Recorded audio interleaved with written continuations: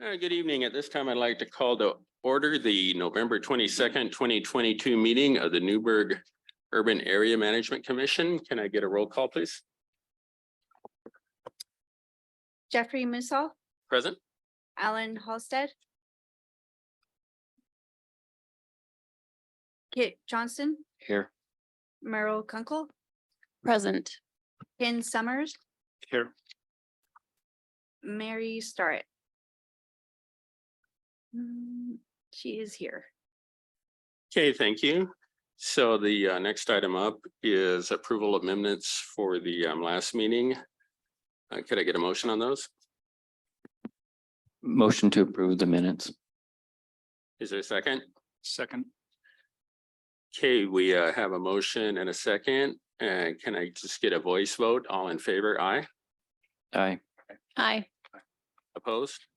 Aye.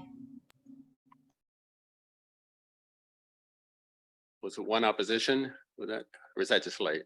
That was just late. Gotcha. Gotcha. Okay, that passes. So moving on the agenda. Gonna open it up for communication from the floor, and this is for any items not on the agenda. So if you've signed up to speak tonight or anything, this isn't regarding that. So if there's anyone that would like to speak that's not on the agenda, I don't see anything here. It looks like it's all relating to the agenda. We'll go ahead and move on. And then Mr. Rux, report of final disposition from last meeting. Staff has nothing to report, Mr. Chair. Okay, moving on. We have no other docket items except for our public hearing. And so what we'll do, I'll reopen the public hearing for CPMA 21-0002/PA 0121 regarding the Newberg Urban Reserve Area expansion. And I'd like to, we're here to discuss that. We will have some testimony. Normally, testimony is limited to primary persons to 15 minutes. We have made an exception this time to allow the proponent 30 minutes. So with that regard, we'd also allow an opposing view. If there's a person who's in charge of the opposition, they would also get the same time allotment. And now I'll call for abstentions, bias, ex parte contact, or any objections to jurisdiction. Hearing none, we'll go on to the legal announcement.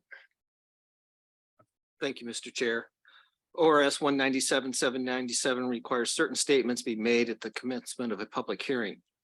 The applicable city, county, and state zoning criteria must be listed. This means that we must advise you of the standards that must be satisfied by the applicant prior to our approval or denial of an application. The planning staff will list the applicable criteria during his or her presentation of the staff report. Persons wishing to participate in this hearing must direct their testimony or the evidence toward the criteria stated by the planner or other specific city, county, or state criteria which you believe apply. You must tell us why the testimony or evidence relates to the criteria. Any issue which might be raised in an appeal of this case to the Land Use Board of Appeals, LUBA, must be raised in person or by letter at the local level prior to the Newberg Urban Area Management Commission approving or denying the application.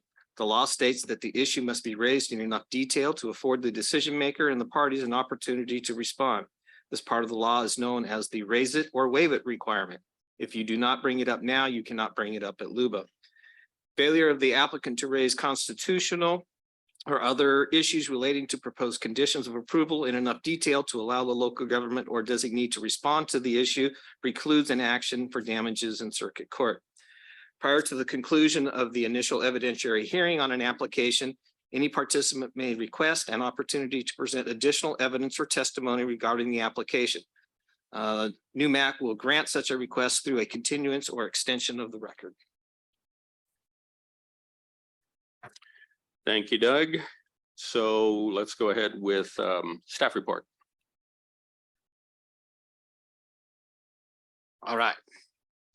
I'll begin by entering the staff report into the record. As noted at the opening of this continued hearing, this is CPMA 21-0002 PA-0121. This is the Bel Airs and Bestwick LLC. This is an urban reserve area expansion application. Before we get there, just to note that this hearing was originally opened back in August.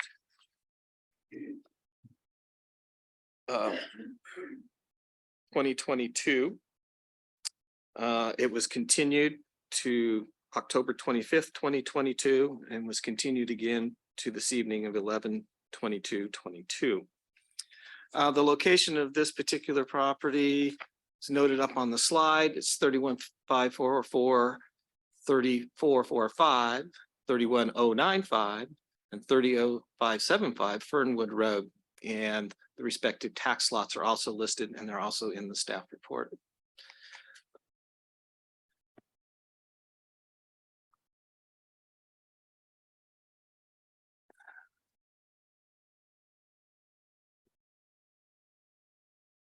Okay, there we go. Oh. Gone up. There is a visual. So the property is at the northwest corner of the intersection of Fernwood Road and Corral Creek Road. And again, encompasses 4 properties.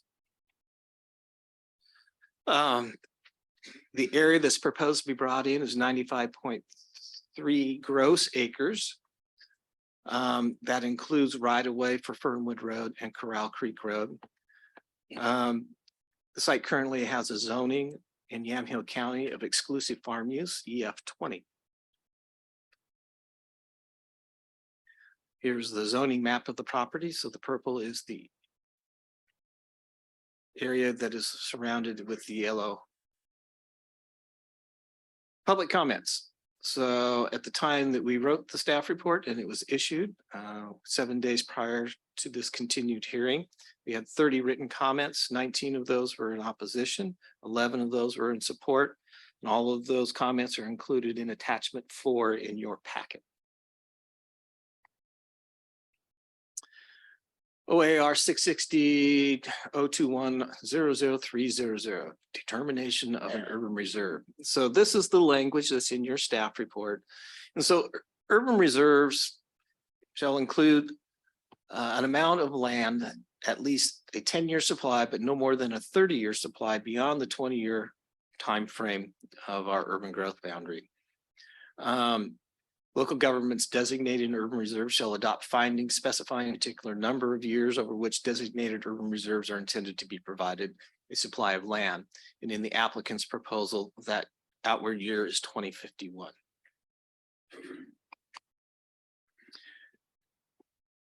You're going to hear the Newberg side of this first, and then Mr. Friday gets to address the county side of this. So we're tag team. So this is the Newberg comprehensive plan portion of it. So what's applicable is our section 5 of our comp plan, which is our land need and supply. The information that's in that section in our comp plan was from 2005 to 2025 with projections from 2026 out to 2040. In the material that you read is that the applicant used our buildable lands inventory and housing needs analysis information from 2021. We also had an economic opportunities analysis that we did, and we did a public and semi-public land analysis. It's important to note that those documents have only been accepted by the Newberg City Council. They have not been adopted by ordinance by the council, and they have not gone through a post-acknowledgement process with DLCD. The 2051 buildable land supply, so the number that Dow, the consultants for the applicant, provided was a number of 474 acres. So that's in that big body of report you have. So I'm trying to summarize here. So can the land currently within URAs meet the 2041 land needs? And so our existing urban reserve areas that we have are 556 acres of gross land.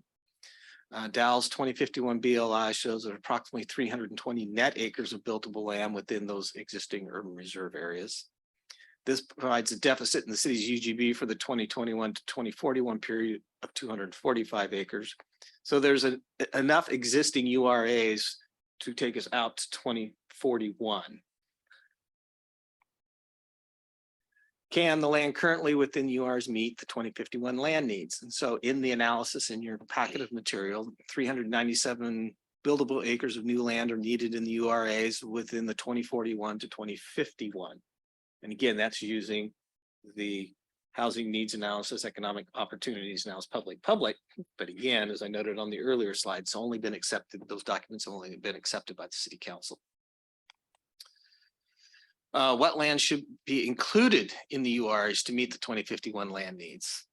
So this gets to the urban reserve rule, which establishes the priorities and the comparative evaluation process. There are two key classifications described in the hierarchy. Exception lands are rural lands for which an exception to statewide planning goals 3 and 4 or both, as defined in ORS 197-732 and OAR 660-004-0005 subsection 1 has been acknowledged.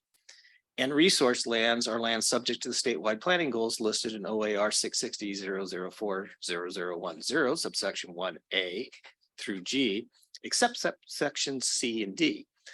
They include farm and forest lands as designated by the statewide planning goals 3 and 4. So this again coming directly out of your staff report. Hierarchy, OAR Division 210030 subsection 3 provides this sequencing: exception lands that are reasonably serviceable. And again, gives the OAR citation, Division 21003 3A plus 4A. Marginal lands, which are in Division 21003 3B, intervening resource lands, which are Division 21003 3C plus 4B, and then resource lands, which are Division 21003 subsection 3C. Part of this in your analysis is the definition of reasonably serviceable. So Dow went through a process of doing a comparative site study. And so this was actually started in the conversations with work that the city had done starting back in 2005, was part of the 2007 urban reserve study. And so this was looking at lands 1 mile outside the existing urban growth boundary. The areas that are identified in kind of the yellowish brownish color are exception areas. In the green are resource lands, and then the darker color, kind of the orangish color, those are the existing urban reserves. And so we have the North Hills up on the north side of town. We've got Clemick out by the hospital. We got the South Springbrook area, which is down by what's now called McCurran Court and Wilsonville Road, and then the Winooski area from 219 going back towards Dog Ridge Road. So the comparative site study areas, based on information in your report, there were 1,504 buildable acres of exception land within the 15 sub areas that were evaluated. Reasonably serviceable, and I will read this. And this was a definition that was generated through our engineering division. So Brett Musick, our senior engineer, is with us this evening. The provision of public facilities to an exception area is unreasonable if the value of benefits derived from the developing of that land beyond the costs are demonstrably less than the value of the benefits of developing lower priority lands beyond the costs. And we'll get more into this. So this was a table that's in your report, looking at the areas that are highlighted in blue. And those are based upon our analysis, are areas that are reasonably serviceable. And they total 793 acres, and they can meet the 397 acres deficiency that I identified earlier out to 2051. Intervening resource lands. So based upon that study area, you have a North A, you have some intervening resource lands, and it has some topography issues. North B has some intervening resource land. Again, there's issues with topography, and the North B sub area of our makes public utility service extremely difficult. Northeast B has some intervening resource lands.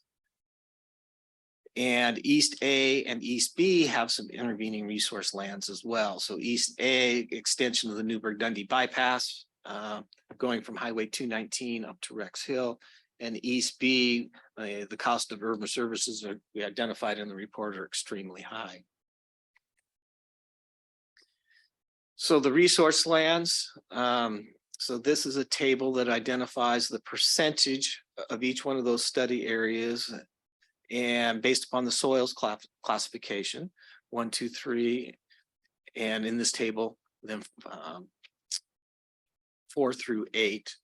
And so it gives the percentage of each one. And so in the applicant's proposal, 24% is class 1 soils, 44% is class 2, class 3 is 21%, and then that grouping of 4 through 8 is 12%.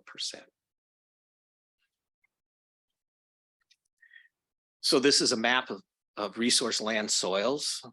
Again, so the lighter brown is exception lands that the county took gold exceptions to goals 3 and 4 back when they created their comprehensive plan land use system.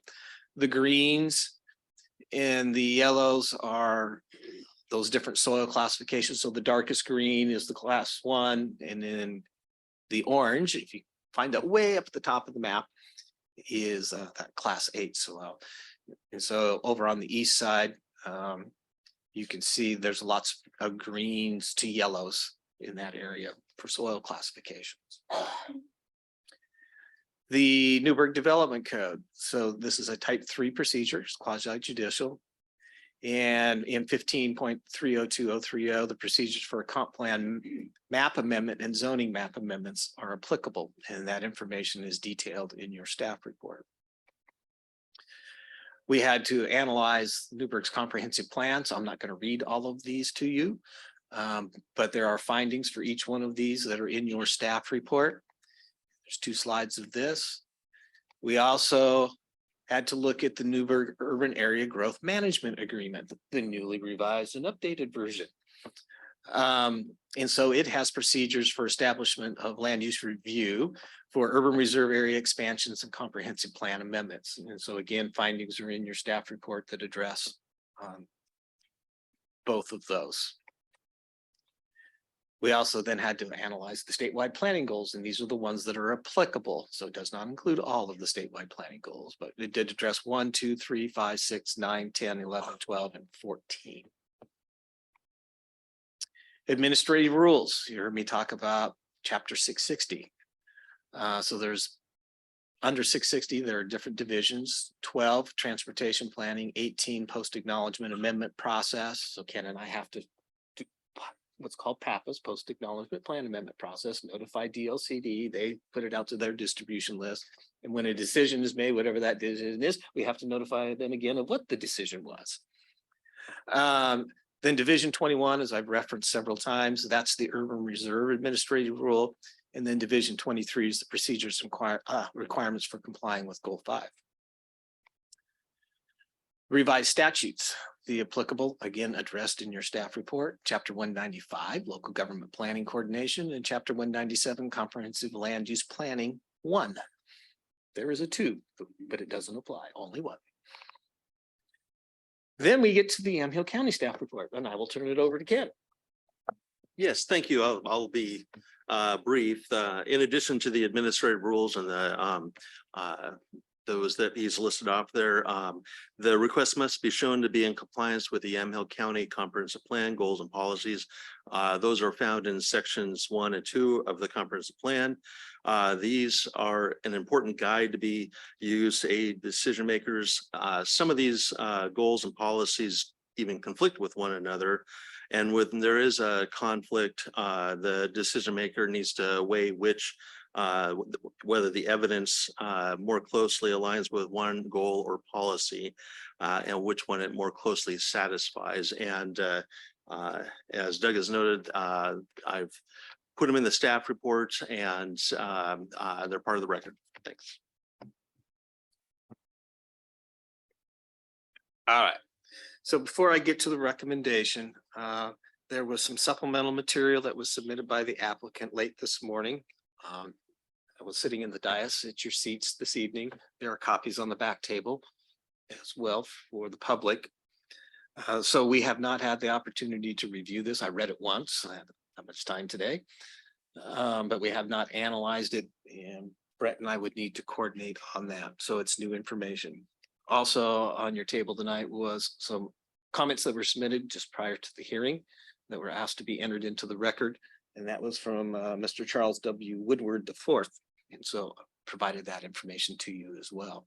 Where we were at the time that we issued the staff report, the staff recommendation was to move to adopt NewMac Resolution 2022-23, which recommends the Newberg City Council and the Yamhill County Board of Commissioners deny the request for an urban reserve area designation to include the 93.5 acre site in the Newberg URAs. And that concludes staff's reports. Thank you, Doug. Okay, so at this time, let's go ahead and open the public comment section. I'd like to have the applicant come forward and speak. Please state your name.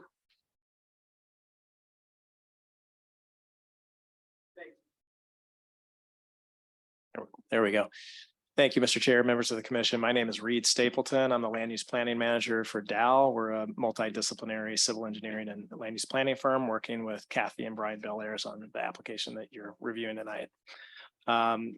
With me is Brian Belair's, who is the owner of the majority of the property that's under consideration tonight. And he's going to say a few words here shortly during the presentation. And then we're going to do a little bit of a tag team. We have one other member of our team who's going to present as well. Doug, do you have our presentation to pull up? Okay. Shay, will you advance that or should I control the clicker? I'm good either way.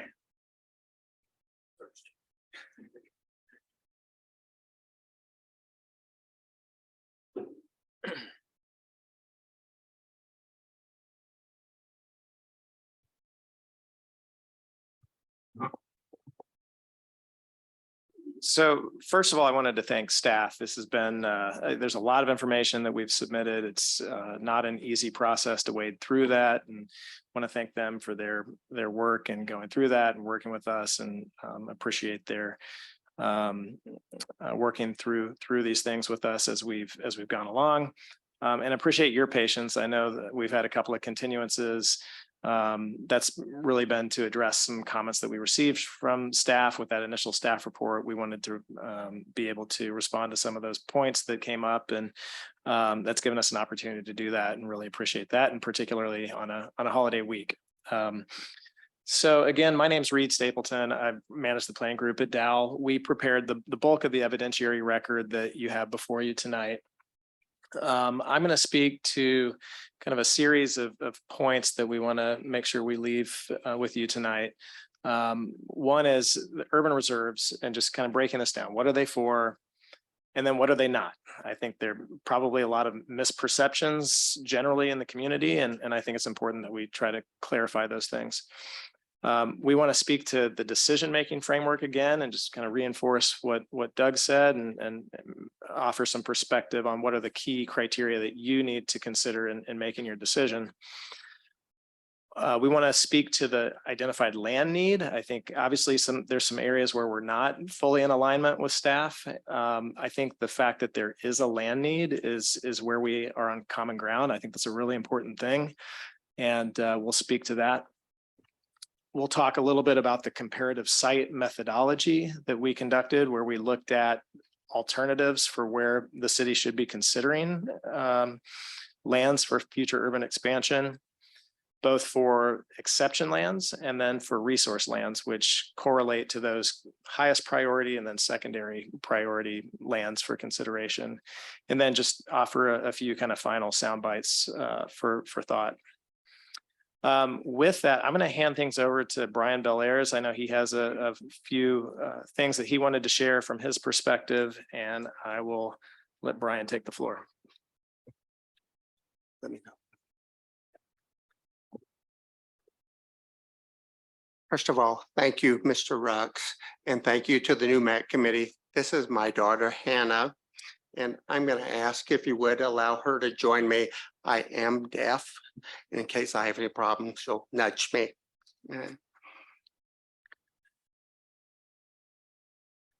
I'm Brian Bell Ayers. My wife Kathy and I, along with the Bestwicks, have applied to include the land at the intersection of Crowd Creek and Fernwood into the urban reserves. I would like to share with you our vision for the property and why Newmac so strongly recommended inclusion into the urban reserves in 2004. 19 years ago, the city knew that it was running out of buildable land and needed to plan for the future. So an ad hoc committee was formed by the city to develop a plan for Newberg's future. You have that ad hoc committee report in front of you. The committee was a dream team consisting of city staff doing the same sort of analysis you see today, the former planning director, land use consultants, and civic leaders, including the previous mayor and Rick Rogers in his position with Habitat for Humanity. The committee conducted focus groups, surveys, and held 26 public meetings. They used the city's technical analysis and also developed a comprehensive vision for Newberg. They concluded that there was not enough land in the urban reserve and that the urban reserve boundary should be expanded, that we should strive to have livable communities that encourage connectiveness among neighbors, that are located close to employment centers to support the city's employers and reduce automobile traffic, that the recreation needs of the citizens should be addressed, that large and complete neighborhoods were very desirable. Based on this comprehensive study, the city strongly recommended expansion of the urban reserve boundary in 2007. And you will see that our land was included in the urban reserves in 2007. This boundary was unanimously approved by the city of Newberg, by Yamhill County, and by this committee. Both the 2004 ad hoc committee report and the ordinance expanding the urban reserves were done. I have provided you excerpts from these studies which show how strongly the city leaders and planning staff supported our inclusion. Let me summarize a few things. They said we need Corral Creek and Fernwood land in the urban reserves. It has low capability soil. The area provides flat properties appropriate for development of a complete community. Utilities and services can be provided far more readily than other areas that were studied. They also said, they went a step further and said this committee recommends the area as the most appropriate expansion of the UGB. As usual, in 2010, the state remanded the decision back to the city of Newberg for an official response to questions raised. The city was granted 5 years and 2 extensions, but the city chose not to respond and walked away from mediation. Instead, the city touted a simplified method of expansion, and that failed too. Now here we are 15 years later, and there's an even greater need for the Crow Creek land. Since the last study was conducted on our land, Providence Newberg have been built, and the medical center, which is 1/4 of a mile from our property. None of that even existed back in 2007 when they so strongly recommended the inclusion of our land. And remember, these studies suggest strongly that land should be located close to employment to lessen dependence on the automobile. The CEO of Providence, Joseph Yoder, has written a letter supporting our inclusion. He believes an amazing recreation community so close to the hospital would greatly enhance their ability to attract and retain medical professionals. Now, all this stuff about technical stuff, let's talk about our vision. Okay? We want to build a beautiful and lasting recreation community that adds great value to our community. We have told Chehalem Parks we will donate our fishing pond and enough land for 8 pickleball courts. If you don't know about pickleball, it is America's fastest growing sport. It results in connectiveness that no other recreation opportunity does. It is easy to learn, and players from 10 to 90 years old can compete. It is such a human connector, and it's the only sport that does that. Our vision is to have pedestrian paths that go all the way from Corral Creek down to Providence and Crestview Crossing. Many people tell me that they would love to live in such a neighborhood, especially with single level homes. Quite a few of these people are in attendance today. This sort of community is being built all across the United States, but it's not been built in Portland. We have a major opportunity to do that. The inclusion of our land and the development of an amazing recreation community one day provides numerous benefits to the city of Newberg. It provides Newberg with the largest, least parcelized land immediately adjacent to the urban growth boundary, which can easily be serviced and developed to address diverse housing needs. It addresses the hiring and retention objectives of Providence.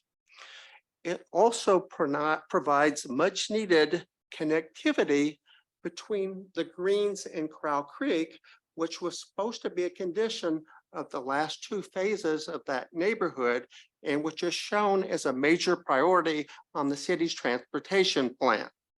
Okay. It provides an opportunity for us to fix the dangerous roads in the area. Also, a recreation community addresses the city's recreational objectives. We are just private citizens who've taken on the financial burden, and we've taken that off the city to once again prove that Corral Creek is the best land for URA approval.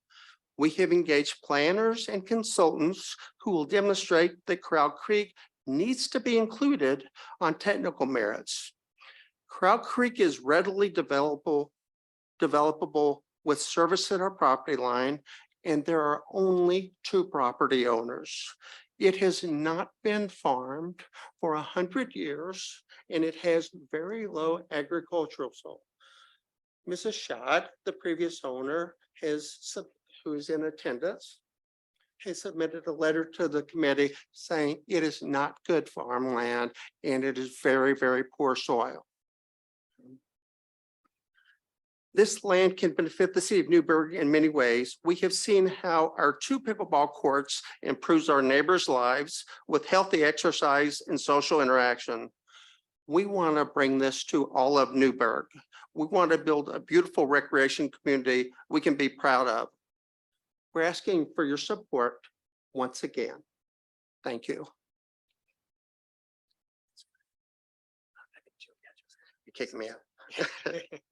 Thank you.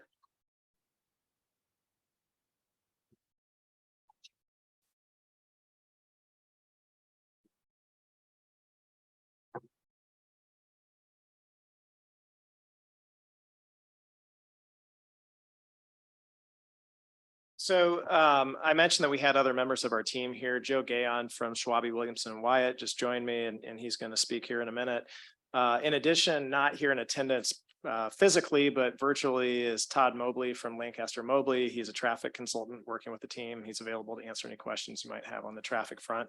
Although, as Doug noted in his staff report, there's no real change in traffic potential based on this decision. And so we don't believe that there really is any traffic concerns of note that, have merit on the criteria here, but we're happy to answer any questions you have on that front.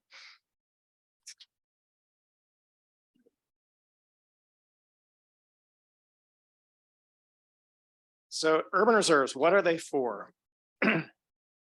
So urban reserves are intended to establish a reservoir of land that the city can review and make a decision upon when it looks to expand its urban growth boundaries. So it is intentional. It intentionally looks beyond the UGB horizon so that the city has an array of options for where it can expand. Dow looked at what is the need based on a horizon to 2051. The reason we did that was that when we started this process in late 2020, at the beginning of 2021, the city had just accepted its HNA, its housing needs analysis and buildable lands inventory, which looked at a window between 2021 and 2041. So we looked at an additional 10 years, which is the lesser of that 10 to 30 year horizon beyond the UGB planning window when we looked at this. And what we determined from that analysis was that if you did nothing but apply your current urban reserve land to expansions, you would still have a need for 397 acres of land for expansion. So the current URAs are not adequate to meet a horizon date 10 years beyond that 2041 period that the HNA was based upon. So what the urban reserves practically mean from a city perspective is that it provides options. It provides the ability for the city to make policy decisions in its UGB expansion that consider the dynamics at the time of that look. It considers the feasibility of infrastructure. It considers the parks needs for the site. It considers transportation benefits of that site. And so in having more options for where you can expand, it allows the city to make the best decision at the time for where it should expand. It should expand based on the issues before them at the time. So what are urban reserves not? Urban reserves, they don't allow for immediate development. I think there's a misperception that this URA decision is made and all of a sudden there's going to be a shovel in the ground the next day. That's not the case. There are multiple, there is a series of actions that would need to happen after this decision before anything could ever develop here. The first is, of course, an urban growth boundary decision would have to be made. The city would have to look at its urban growth boundary. It would have to make a determination that this is one of the sites that makes sense to expand. That's a whole nother process, a whole nother review, a whole nother layer of community input and outreach that would need to happen. If that next step happens and the UGB expands into this site, an annexation would need to happen. There would have to be another process where the site would have to go through an annexation, and typically at that time, zoning would be applied. So that is typically where the traffic impacts really get a little bit more granular, and that's when you would look at what are the conditions at the time, what are the mitigations that might need to happen on the system to accommodate that development.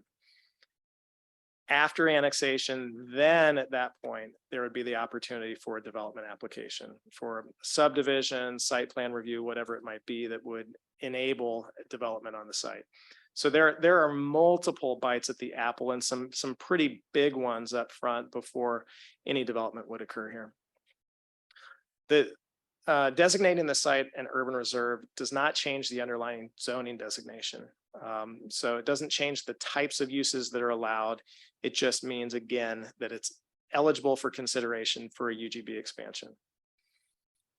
And then lastly, as I noted, the UGB would have to expand after this for that next gateway to be passed.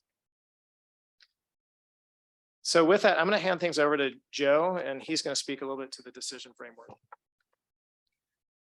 Good evening, commissioners. My name is Joe Gayon, Wichita Williams and Wyatt. I am a counsel for the applicant. I'm a little under the weather, so I apologize for my voice. I admit this is a very complicated application. There's a lot of information that you guys are tasked with digesting here, but the regulatory framework for this is fairly simple. Doug in his staff report outlined it, so I'm going to be a little bit brief here. Subsection 1, it essentially provides the time frame for which cities may consider land for inclusion into an urban reserve. That's all it does. Subsection 2 requires the city to determine what all suitable lands are. Subsection 3 requires the city to determine the priority structure. And subsection 4, all that subsection 4 does is it says when lower priority lands can be included in an urban reserve prior to higher priority lands. So it's a fairly simple structure. In this instance, the existing UGB that we have is projected out to 2025. And thus the amount of land for inclusion must be enough for the city to satisfy those needs through at least 2035, but may be extended out through 2055. So what Dowell has done here is projected out to 2051, which is within the time frame that the city is allowed to project out. I do want to make one point that I think is important here. The staff report notes that the city can satisfy its needs through 2041, which is true. And Dowell agrees with that analysis. But one of the things that I think the staff report glosses over a little bit is that the city is going to have to update its UGB fairly soon. It's only projected out to 2025. So let's say, for instance, next year, the city decided to update its UGB in 2023. The deadline for the UGB would thus be 2043. And under the regulatory framework, the city would be required to project out its needs for another 10 years, thus projecting out its needs through 2053. So while I acknowledge that you can satisfy your needs through 2041, in the very near future, the city is going to have to undergo the analysis that the applicant has done and determine their needs through at least 2050, 2053, 2054, or 2055, depending on when the process concludes. And the applicant has spent the time, the effort, and the money and taken a lot of that burden off of the city's plates by engaging Dowell and doing the studies upfront and doing them now prior to the city having to do them. One of the other things that I just wanted to address is subsection 2 of this regulatory framework. And I think there's been a little bit of contention about a demonstration that there are no reasonable alternatives that will require less or have less effect upon resource land. And one of the things that I think that we're missing here is there is an or in that statement. There is not an and. It says a demonstration that there are no reasonable alternatives that will require less or have less effect upon resource land. And I think what the Dowell study has shown is that at a very basic level, there is going to have to be resource land that is included in the URA to satisfy the city's needs through 2051. And whether or not we comply with the or, I believe that we do, because is frankly not relevant to this application because it's an or and not an and. And I believe that this will have less effect upon resource land because it is close to the UGB boundary. There is a residential subdivision located directly to the west of this property. There are county roads that bisect this property, and it is already feeling the impacts of urbanization. And then the last thing that I just wanted to bring up is subsection 4 of this regulatory framework deals with this exact situation that we have at hand. And I know the staff report has said that, they can't consider lower priority lands before higher priority lands, but the regulatory framework doesn't state that. It doesn't state that all reasonably serviceable exception land must first be brought into the URA before reasonably serviceable resource land. Simply that if the identified demand cannot be met, and we have shown that the identified demand cannot be met, lower priority land may be included within the URA. And subsection 4 specifically says that if future urban services could not reasonably be provided to the higher priority land due to topographical or other physical constraints, that this lower priority land may be included. So I'm just going to close my remarks by simply saying that including the Bel Air's land and the subject property at this time does not preclude any of the other higher priority land from being brought into the URA at a later date. The Bel Airs own this property. This is an application that was filed by the Bel Airs, and this is the property that they own, and that is why they are specifically requesting for this and only this property to be brought into the URA. And now I'll turn it back over to Reed. Thank you, Joe. Doug, how are we doing on time here? I haven't been tracking as close as I should. 5 minutes. Okay, good. I'm glad I asked. I'm going to breeze through this pretty quickly then. So to kind of summarize some of our main points here, the city's current UGB meets the identified land needs through 2025. What we looked at was the need for a 30-year supply of buildable land beyond the start of that HNA or the start of the HNA horizon date. When we did that, we determined that there's a need for 472 buildable acres of land beyond that 2041 horizon date. So in the 2041 to 2051 period, there was a need for 472 buildable acres, but only 75 of those acres could be met by the existing URA, excuse me, the existing URAs. So the net of that is that there's a need for 397 buildable acres of land. So piggybacking on what Joe was speaking to regarding the priority of analysis, we looked at what peripheral lands are suitable for URA expansion. We looked at the sub areas to maintain some consistency, and we believe that there was there was logic to the organization and configuration of the sub areas with the 2007 analysis. We use those same sub areas for our analysis in this study.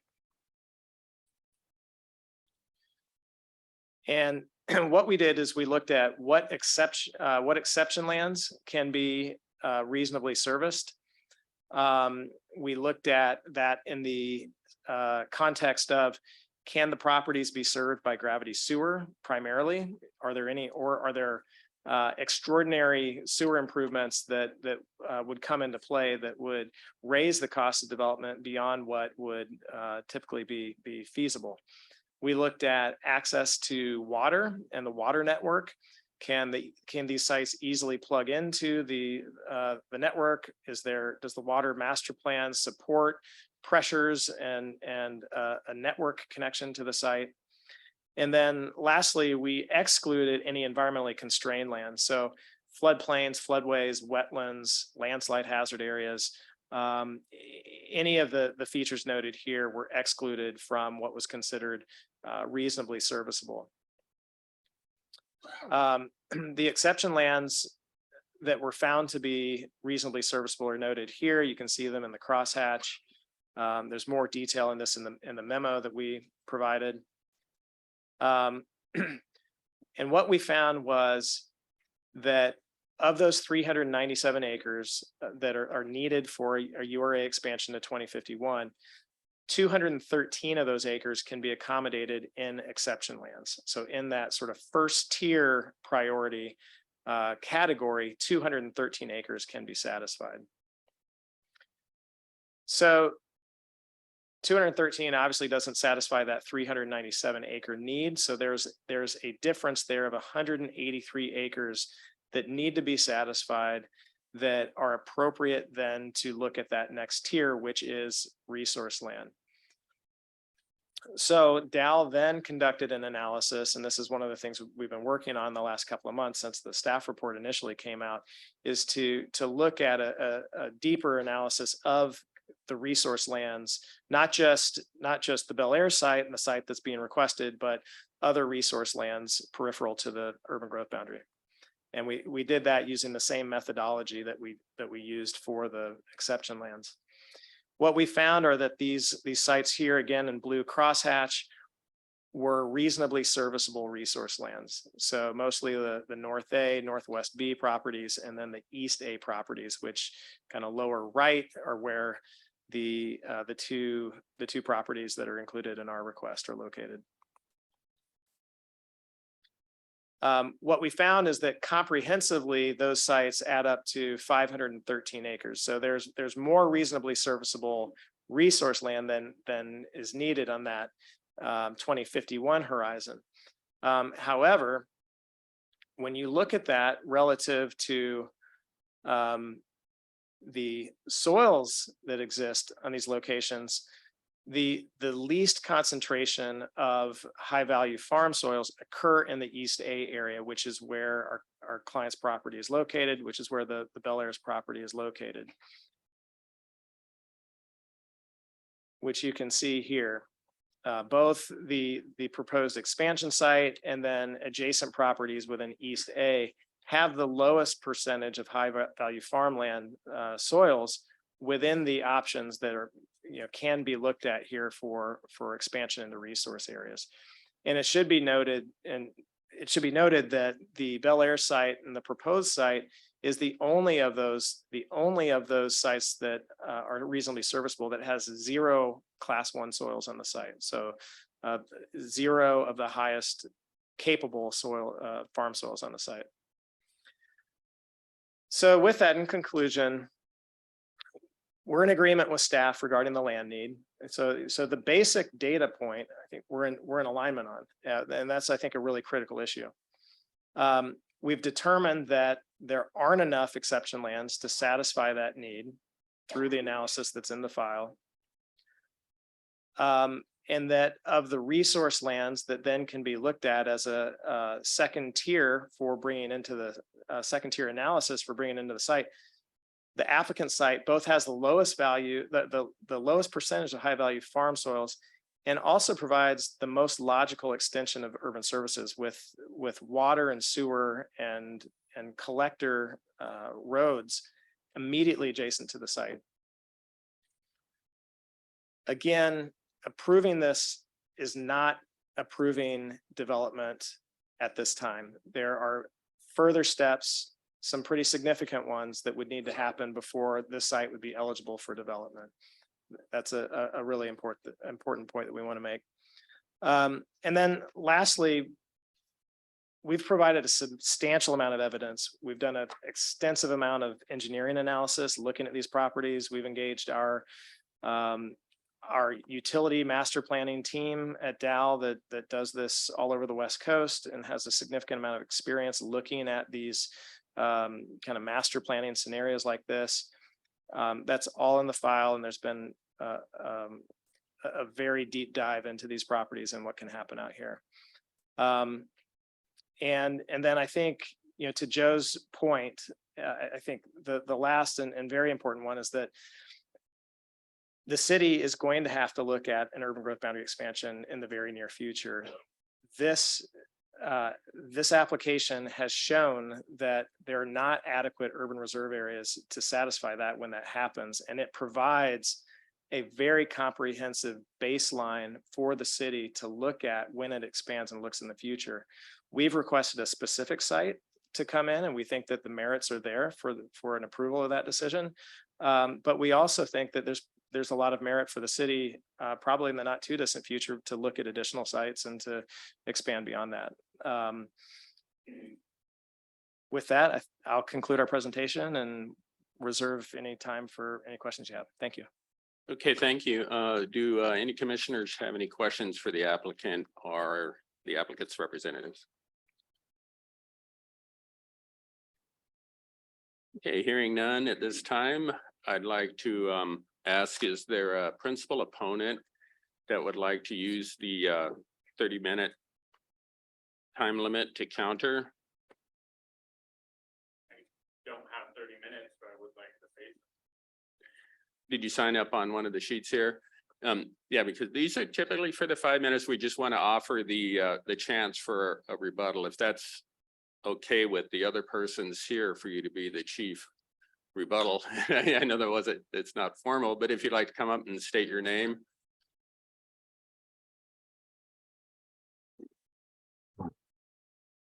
Well, I'm Bo Svensson. I live directly across from the Bel Airs.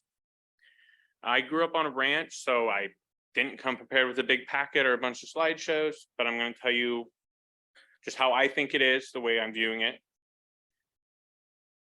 We live in a rural area. We have to follow zoning law because those protect the environment and ensure that we don't have unsustainable urban sprawl.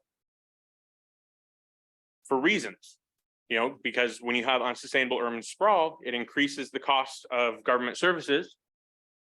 And like I already said, it's bad for the environment. But the main deal is when you're purchasing property that's zoned a certain way, it's not anybody else's problem that you can't develop it the way that you want because you bought property that's not zoned for that. Like if I bought a house in town, I wouldn't think that I could, turn it into an animal farm. So when you buy property that's zoned agricultural and forestry, I'm sorry, it's not anyone else's problem that you spent a bunch of money doing reports and such to try to get the zoning changed. I've lived in Newberg my whole life, and I've lived in this area specifically for 5 years. When they say that there's been no farming done on that property in over 100 years, that is a blatant lie. The same people that process my fields for hay do theirs. That's a blatant lie. I don't like lying. The property across from me does have extremely low soil quality, but that isn't the point. It's a buffer zone. Huge amounts of wildlife pass through there. And also, again, why is it the city of Newberg's problem that someone invested a bunch of money doing something they're not allowed to do before they're allowed to? It's not a benefit to you for them to do this. It's someone attempting to manipulate a local government. If all it takes for me to manipulate my local government is to go somewhere and buy some land and have a bunch of money behind me, what's to stop anybody from doing anything like that? Yes, I'm sure there's been studies to see how it will affect the wildlife and such, but no one can tell me that it's better for the environment to put in a development.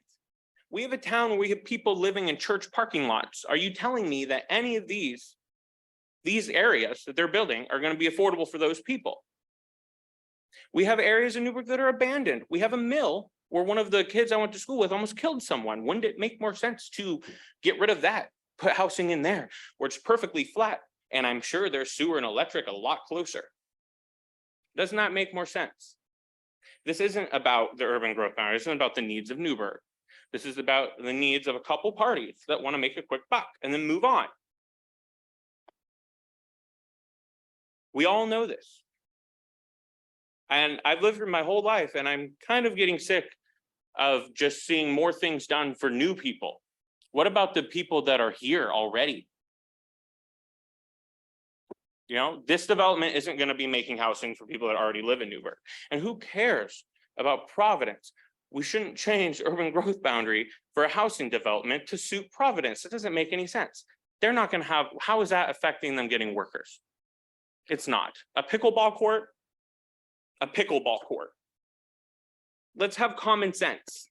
Let's have Newberg in the news for something that's not embarrassing. Let's have Newberg in the news for taking a stand against people just walking into small towns and taking them over. Can we do that for a change? Like my family inherited the old Shod property, the man that gave you the land for the park right next to them. He gave it to us because he knew we wouldn't turn it into 50 houses in an unsustainable area. If this is put through, that's what all it's going to be. The Greens part 2 or 3, and you didn't even finish part 2. That's all I have to say. Do any commissioners have any questions? Okay, hearing none at this point, we'll move to the public comment time. Just be aware, each commentary will be limited to 5 minutes. I'll call out a name. Please come up to the microphone and state your name for the record. And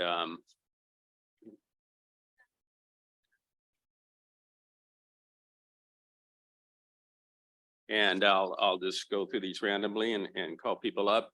And again, in this section, you'll just be making a comment. We won't be asking any questions or anything. So if let's see, Matthew Robinson. I was the applicant. Okay. Joseph Green, if you'd like to come on up.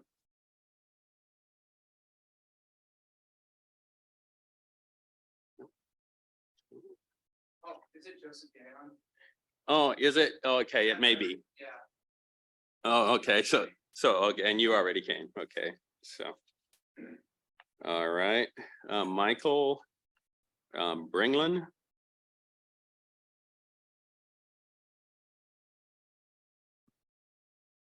Good evening, just come on up and state your name and you have 5 minutes to speak. Thank you. Can you hear me? I didn't plan on speaking tonight, but I was listening carefully to what I've heard tonight and what I've read before. But one of the things I learned and should have known is an urban expansion, if approved, is a longer term time frame before any building starts. I'm in favor of expansion. And by the way, I live in the Greens, which is adjacent to that property. So I'm in favor of expansion subject to traffic lights, road improvements, et cetera, which would be part of a later step. By the way, the Greens, I don't understand why we just have one entrance and egress location, because we'd have a real problem if the area was blocked for some reason getting in and out of the Greens.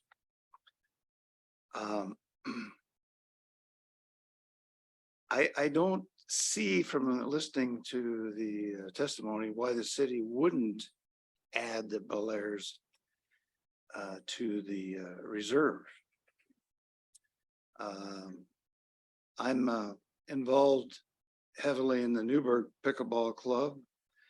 I'm working with others on an advisory committee to the Jalen Park District to add more pickleball courts, to be full disclosure, in the longer term. But I just don't see anything happening with the Park District of any significance in the near term. The Bel Airs plan does include additional pickleball courts, which are sorely needed. And as Brian pointed out, it's really a health benefit for anybody aged 9 to 90. But more importantly, it seems to be a very logical expansion of the urban growth boundary. Newberg, I grew up in Baker City. It reminds me of Newberg has some parallels, especially downtown, to a town like Baker City, but it'll continue to grow. And I understand the homes that would be built in this area would be consistent with the quality of homes in the Greens. The gentleman pointed out there's needs for smaller homes on smaller lots and housing for the homeless, but I don't see that as a logical site for that.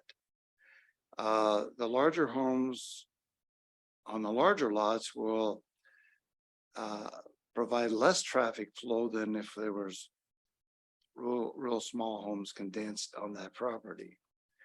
I think to me, my background is business banking, is we want to attract and build housing for professional and business owners, whether they live in Newberg, Sherwood, or beyond. But if they live here, they're going to contribute to the tax base. So from an economic standpoint, it just seems logical that we would add to the reserve. You've got all these checks and balances to stop it from making it all the way through if you so chose. So anyway, thank you. Thank you. And next, Reed Stapleton, you coming up? Oh, sorry. You should pay attention to the names. Okay, Gary Bowen.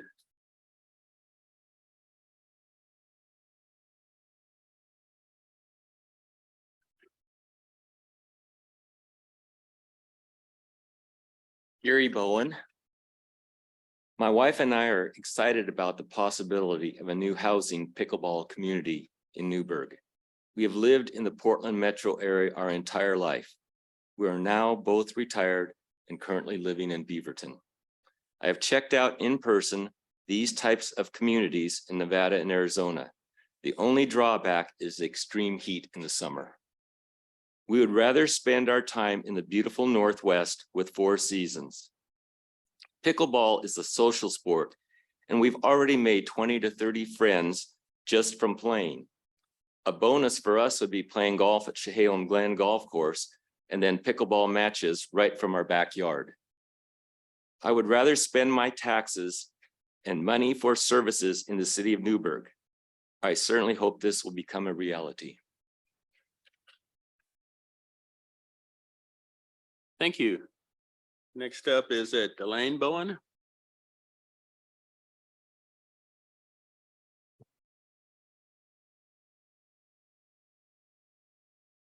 Elaine Bowen. First of all, thank you all for letting us have the opportunity to talk. And I also want to thank you for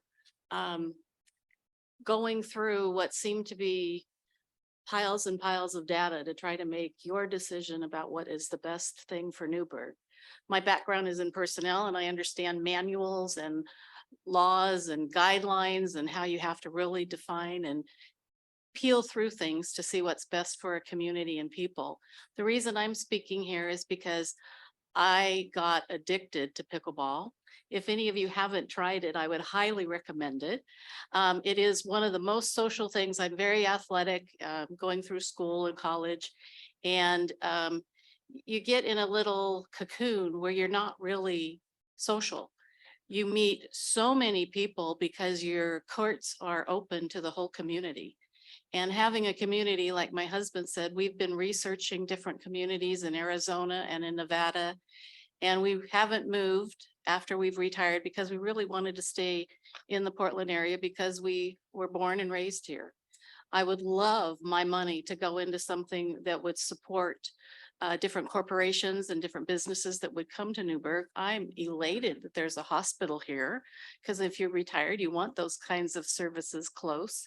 And I agree that we need to have places for people to come and move to. That's one of the things with relocation when I was in personnel that we needed. We pulled people from different states, come and look at Portland, showing all that we had to offer to encourage good, strong, nice talent that would stay here for years. And I think that having a community where people, you're lacking that. I don't know how many of your neighbors you know, but often you can just wave at your neighbor and you may know their first name, but that's about it. I know lots of people's names now, even their last name. I have phone numbers. I get to text them saying, hey, you guys want to get together and play some pickleball? And not only 2 people show up, but a lot of times 12 people show up and you get to meet more people. So I just wanted to say how the community of pickleball, and I'm a new one, I'm not even good, but it's so fun to be there where you see the 18-year-olds that are going to knock my butt off, of course, but you see an 80-year-old. I think, oh my gosh, that person can't play. And absolutely they do. So it is a community environment where we could have kids and your grandparents and yourself in an environment that really supports community and friendship and stuff we don't have, I don't have in the neighborhood I've lived in. So thanks for your time. Thank you. And next up, W. Don Clements.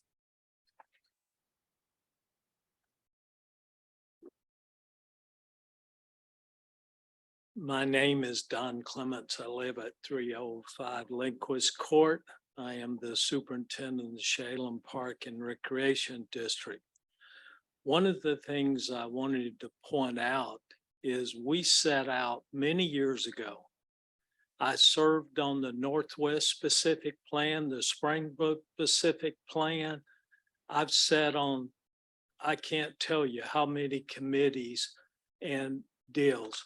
Why this land went away and was not included in the URA today, I do not understand.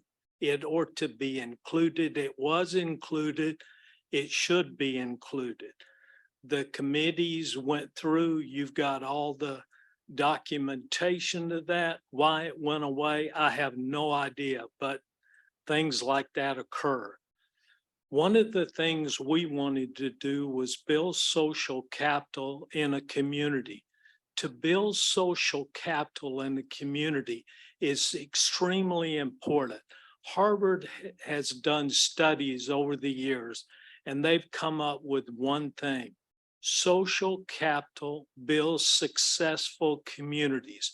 Do we want to be a successful community?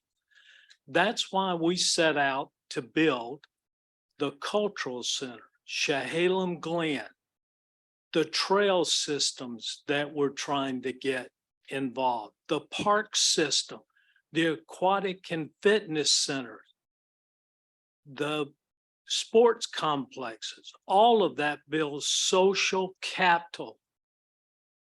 That's what pickleball does as well. I remember when Brian and I was playing golf, I met him at the golf course. But we was there and we got to talking, and the first I ever heard about pickleball was from Brian, and he started talking about it. But there is no reason whatsoever not to include this land in the URA. I'm hoping Brian is successful with his plan. The one thing I heard earlier is that this will take time. As the planners know, we can build parkland on farmland. And we have and will continue to do that. And we will get with Brian and his wife. I hope that we'll have the fishing ponds so that grandpa, their grandkids, mom and dad, and the kids can go out and go fishing. That's very important, along with the pickleball. We can do that before all of this is done. There's no reason. We own a park right next door. We can work with the Bel Airs in this, and I know them. They're good people. They're not here. They have a vision, just as the Chehalem Park and Recreation District has a vision. So I would encourage you, please include this land. It's very important. Thank you. And next up, let's have Ron Knox.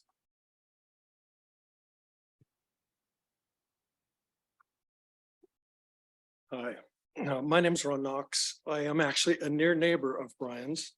So much so that when I'm driving home from work, one day I went by and there was a pickleball event going on that I wasn't invited to. So, I mean, I was wondering about that, but there were a lot of people out there playing pickleball. Apparently there's a tournament going on, so it was pretty impressive. And he wants to have more of that, so I'm all for that. Because I live on Corral Creek Road, so very close to basically right at the end there, right by Highway 99. That's my little farmland. If I go to a corner, I can toss an apple and almost hit the Greens undeveloped area. So that's how close I am to Brian's place. And I was really curious why the 2007 proposal was approved, and then vanished. I back in the day, I was like, what happened with that? I don't know, because I know it was approved all the way through. So I'd like to see it approved now, this time around, honestly. I went back and I dug through just to see what the initial final proposal, final report stated. And I found on page 95 something very interesting to me. because I'm concerned with the bypass. Okay, the bypass at one time was going to clip off a little corner of my property. I do know that ODOT has purchased the property that abuts mine just to the east. No, we're going the other way, just to the west. And I see them mowing that property all the time and know that that is where the bypass is actually going to take off from Highway 99. And when I found this, I was a little bit pleased to see that page 95 of the final report says measures should be taken to prevent having areas east and southeast of the proposed bypass isolated from the rest of the city. Substantial development of complete neighborhoods should occur on both sides of the proposed bypass. And that makes sense to me because complete communities include road work and dealing with the bypass, you know, basically hacking communities in half. And I just thought that was very, very clever.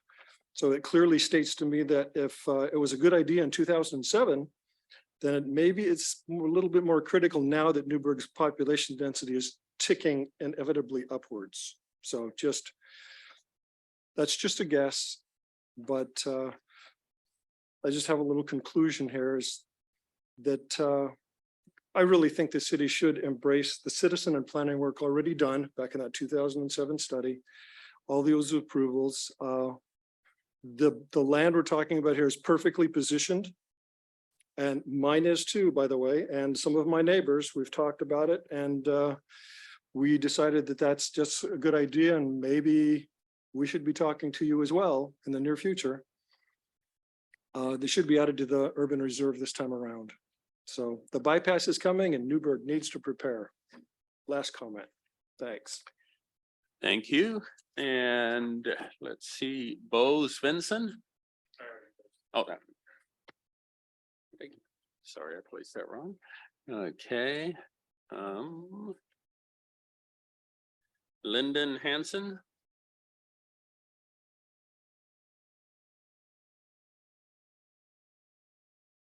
Hello, hello, hello. Thank you, everybody, for your time and your passion about the city. I know you guys wouldn't be sitting back there unless you had a lot of passion. Okay, congrats on the recent win. Anybody else who got a victory as well? My name is Lyndon Hansen. I am a Dayton High graduate of 03, self-proclaimed local boy. And I believe that we're all here because we care about this community, the perception of the community, and its future. To me, that's a beautiful thing. I'm here because I heavily support the visions the Bel Airs have for making Newberg a highly visible community that we can be proud of. And we're already proud of it, so let's just be more proud of it. Creating a community that will put Newberg on the map for the future and many years to come. I was recently at the League of Cities conference in Bend with many of the state's mayors and city managers, learning what I could. One class we had was about the severe need that Oregon has in general for more housing due to its growth. Oregon has seen a surplus of about 50,000 people entering our state per year since 2008. The state has an annual growth rate of approximately 10%. Newberg's annual growth rate, 1.2%. Why so low? I don't know. As I was at the conference, I shared the vision that we have for Newberg with every mayor I could speak with. All expressed what a great addition to Newberg it would be and couldn't understand why there would be any resistance. Why would there be resistance for a community that would bring more professionals, the doctors who save our lives at Providence? Those sort of people, that's why it matters. They couldn't understand if anybody was providing data for the resistance or was just voicing their opinion. I didn't have an answer, but it makes sense to see why we're 9% under the state's average in growth. Also, the vertically dense housing that is currently being developed is not seen as favorable by the eyes of anybody outside of Newberg, and it's not something that I'm proud of. Even at the current rate of Newberg's growth, Newberg would see 3,000 to 5,000 more people live here and move here in the next 10 years' time. That's at the 1% growth rate. So imagine we get closer to the state's growth rate at 10%. Where will they live? Where will our retired citizens live? How about the doctors unwilling to work at Providence right now? I've worked with some of them myself due to no home suitable for them.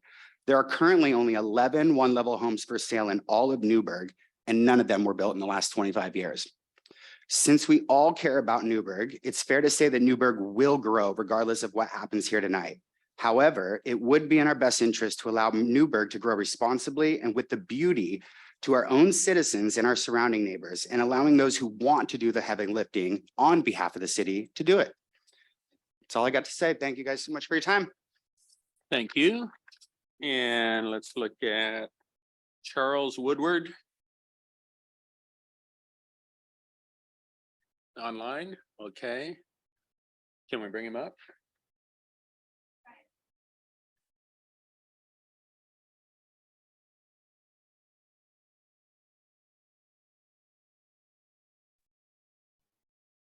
Good evening. Can everybody hear me okay? Yes. First off, good evening. I want to thank Doug Rux for getting my comments to everyone so quickly. It was a little bit of a late submission, so it's definitely accolades to him for that quickness. And also, I'd also like to mention, I noticed some consideration of some things having to do with middle housing, and that's also a rather prescient standpoint that several communities and governments around Oregon are not quite grasping quite yet, and the import of that will be borne out in the times to come. So I appreciate their work on that line. I'm going to confine my comments a bit, A, because I'm constrained by time, but B, I feel like the staff reports from both Newberg and from Yamhill County quite clearly and demonstrably show why this particular application should be denied. And just to be clear, the talk about the potential UGB change is not under consideration. It's not under any criteria for this particular application. And despite the rather rabid support for pickleball, neither is pickleball courts part of the criteria for this particular application either. I would like to turn to specifically criteria that does weigh on this particular application. And I'm speaking directly to OAR 660-021-0030. Now, the applicant has stated that the staff report's interpretation of the subsections in that particular provision is somehow unsupported.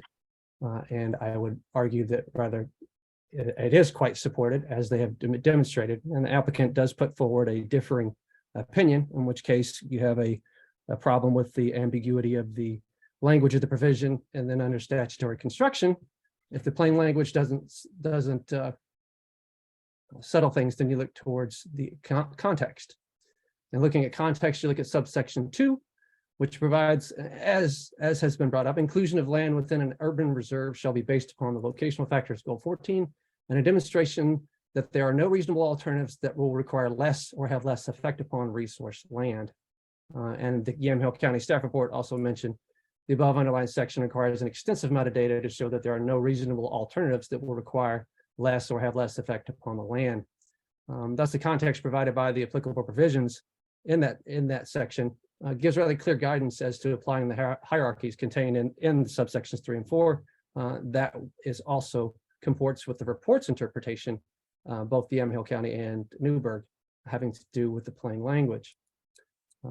Looking to probably a little more on point is the case law regarding this particular provision, and specifically the exceptions in subsection 4, which is provided by DS Parkland Development Incorporated v. Metro, that says, as Luba summarized, accordingly, we conclude the correct application of subsection 4 requires the local government to categorize the inventory of suitable lands according to their subsection 3 priorities and sub priorities, and then in considering a specific site under one of the subsection 4 exceptions, determine that no higher priority land is adequate to meet the particular subsection 4 need.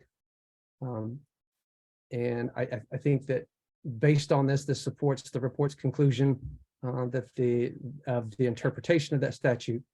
Also, I'd like to point out with regard to that, the notion of reasonably serviceable.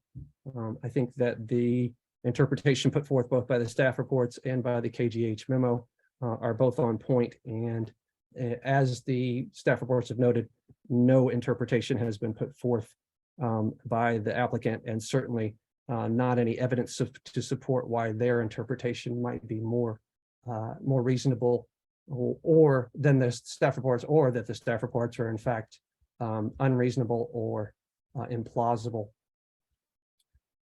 And then, of course, dealing with the response that was put in late by the applicant, the section 4 states that there have a comparative analysis of competing resource lands is forthcoming. But there's no analysis is included for analysis at this time. So it's a little hard to make any sort of judgments based on evidence that's not actually in the record at this point. And in addition to these specific issues, the applicant has not addressed the failure of the application to comply with several of the provisions of the Yamhill County Comprehensive Plan, nor has the applicant addressed the NUAMC resolution's findings that inclusion of the subject property in the URAs would not comply with statewide planning goal 14. Statewide planning goal 14, just to circle back around, also does provide context as to how the particular OARs that are applicable in this application should be viewed and as to the reasonableness of the interpretation. We're coming up on the time limit here. Can you wrap up? Yeah, that I will. And again, just to focus on the specific criteria that's actually at issue. I appreciate pickleball and all the other issues, but looking at the specific criteria that the staff reports denied this application under, they're all valid. Friends of the Yamhill County also weighed in with 1,000 Friends that supports it in a very prescient way of stating things. And I appreciate your time this evening. Thank you. And I see Joe Hughes looks like is online as well. So let's go ahead with that one.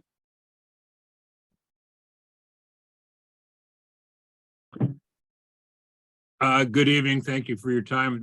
I'm Joe Hughes. I'm a adjacent across the street property owner. I want to thank Bo Svensson for his testimony. It was great.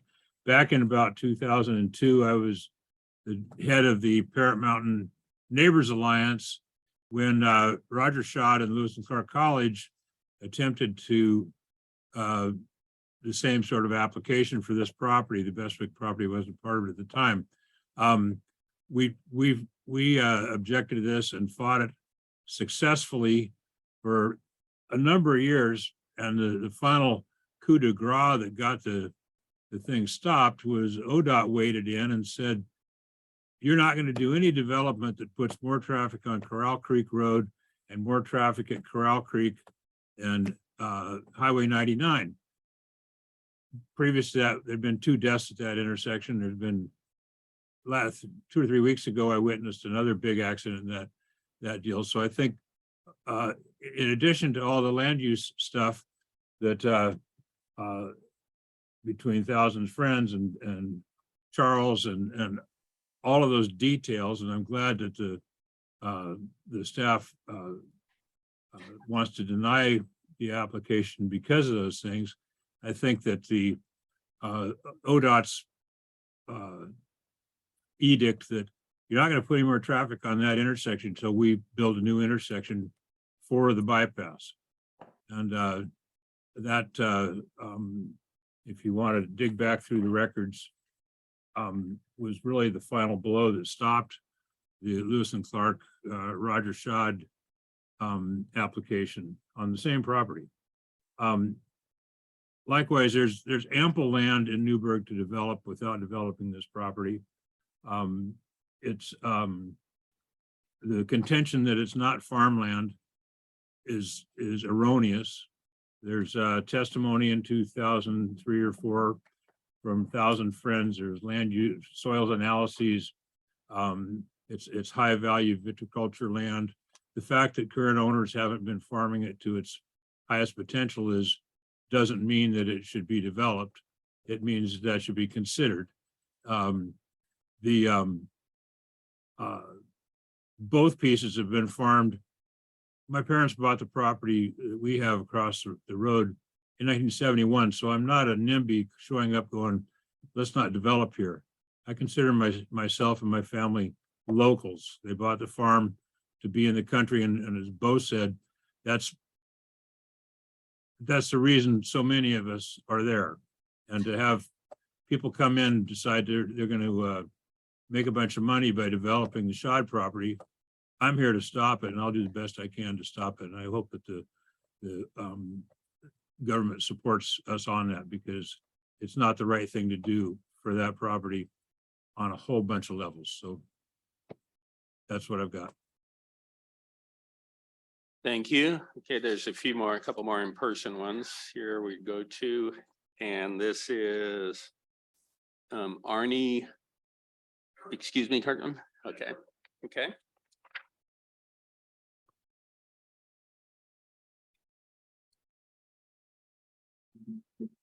Hello, I live up on Old Parrot Mountain Road, and we've lived there for 13 years. We moved here from Malala.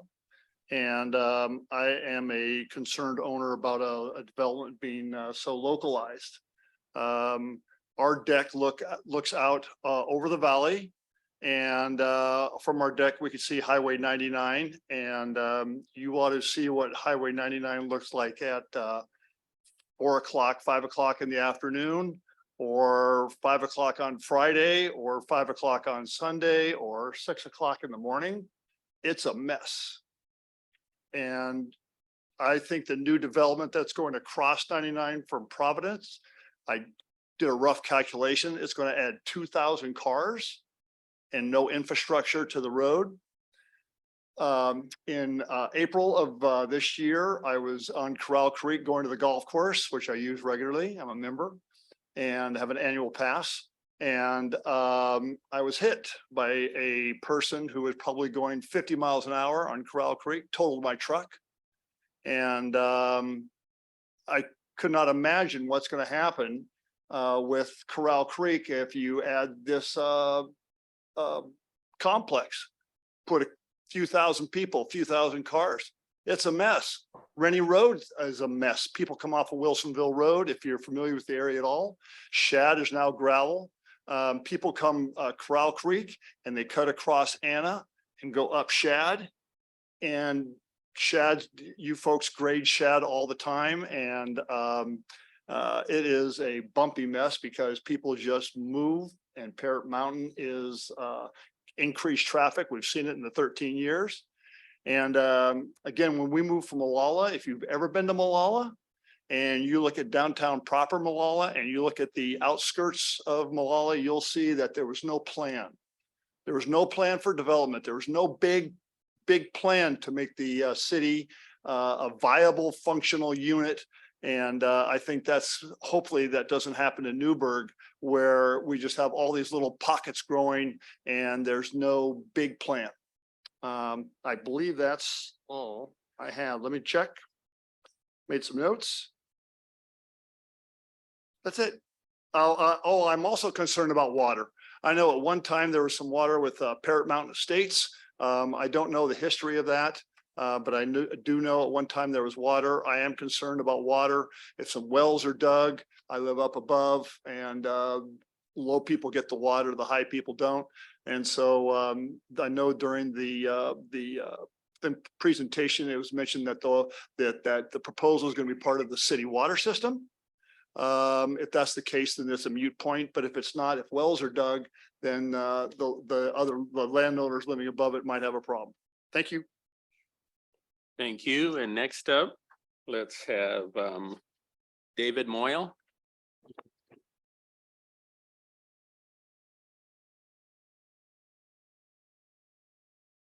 Hi, thanks for taking my late name.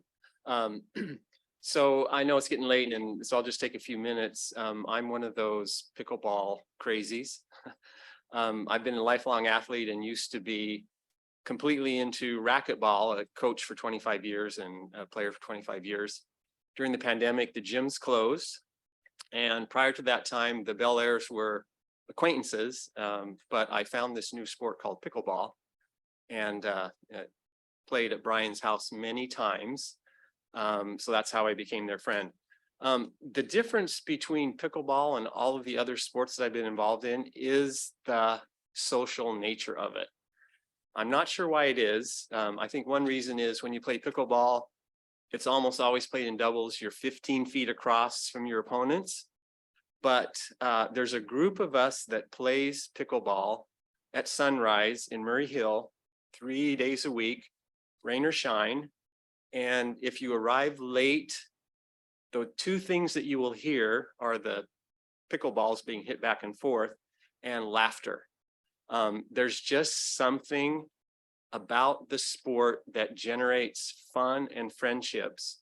And for me personally, to live in a community where I can have a single family home. My wife has bad knees. She's tired of climbing stairs in our current house in Beaverton.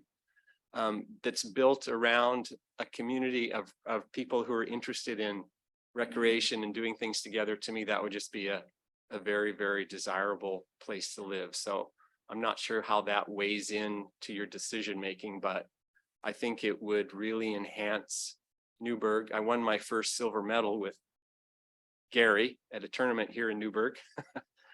So it's just great fun, and a community built around that would be a very attractive place to live. That's all I have. Thanks. Thank you. And it looks like just one more, and that's Dane Ingram.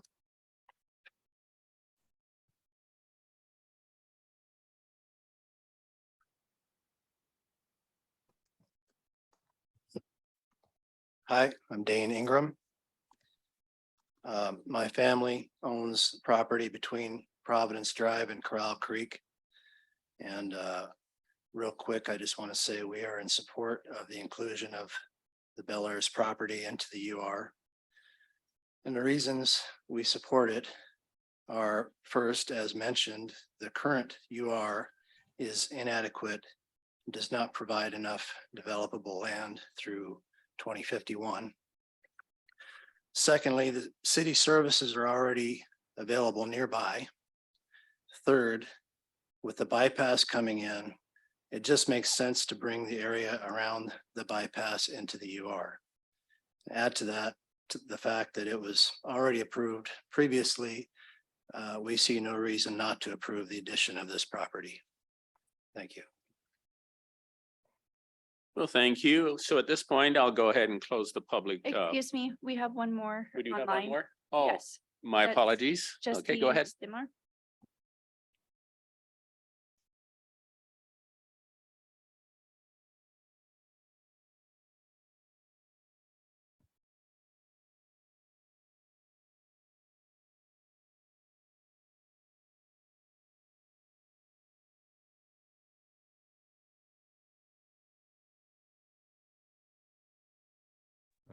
Hello, can you hear me? Yes. I'm not Justine, I'm Vance. It's just my wife's login. Thank you for taking the time to hear us. I have an appreciation for the fact that Mr. Chair, could we get Vance's last name and address? Oh, I'm sorry. Yeah, Vance, would you state your name and address for the record? yes, I also provided it on email, but it's Vance Stimler, 31775 Northeast Corral Creek Road. We're good? Yeah, thank you. Go ahead. Sure. I can appreciate the Newberg has grown and there's need for housing, and a lot of people that have moved in the last, 5 or 10 years or more benefit from the addition of more land. I was actually born in Newberg, raised in Tigard, and lived in Sherwood, and I've seen a lot of what I would call irresponsible growth, and it's just because of the need of land. My understanding of the urban growth boundary, once it gets to that point, is there's mandates by Metro that you have small lots. So I don't understand how single family houses are realistic. The initial proposal talked about a lot of high density housing in that area for the new development. I have a lot of concerns about traffic on Corral Creek Road. In the last month, there's been 2 serious accidents right at Corral Creek and 99. And prior to that, there's been additional ones. I pull onto 99 every day to go to work, and I pay very close attention because cars are already going 55 and they're changing lanes without regards to traffic pulling on to 99. So I wait my sometimes 5 minutes in order to pull out safely onto 99 going uphill, so that I don't get into a motor vehicle crash and cause more problems. Adding this development would add a lot of traffic. There's no infrastructure for that additional traffic on 99. We're going to be looking at needing to widen 99 if we have uncontrolled growth in Newberg, which I understand sometimes there's just not a choice when we need housing. In regards to the report, I understand that the report states there's need for more land and going to 2051, and just because there's this need potentially, doesn't mean that you have to make a decision now for something that's not required for another couple of years. It's, that's just confusing to me that they would ask for us to make a decision, or for you to make a decision, excuse me, on something that's not even required at this time. So absent a requirement, why make the decision to move forward on approving this application? Again, I want to go back to the initial hearing where there's plans to develop it much faster than he's stating, with much different housing than he's stating. And I just find that disingenuous. And I too see the farming that occurs on that land. So I just don't feel like there's a genuine representation of what the intent is. And I'm done. Thank you. Are there any more online speakers? Okay, so at this point, I'm going to go ahead and close the public portion of testimony. And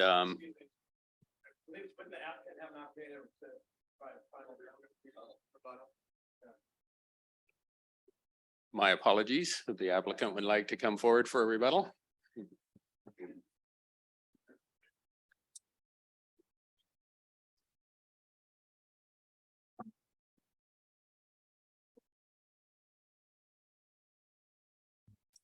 Thank you.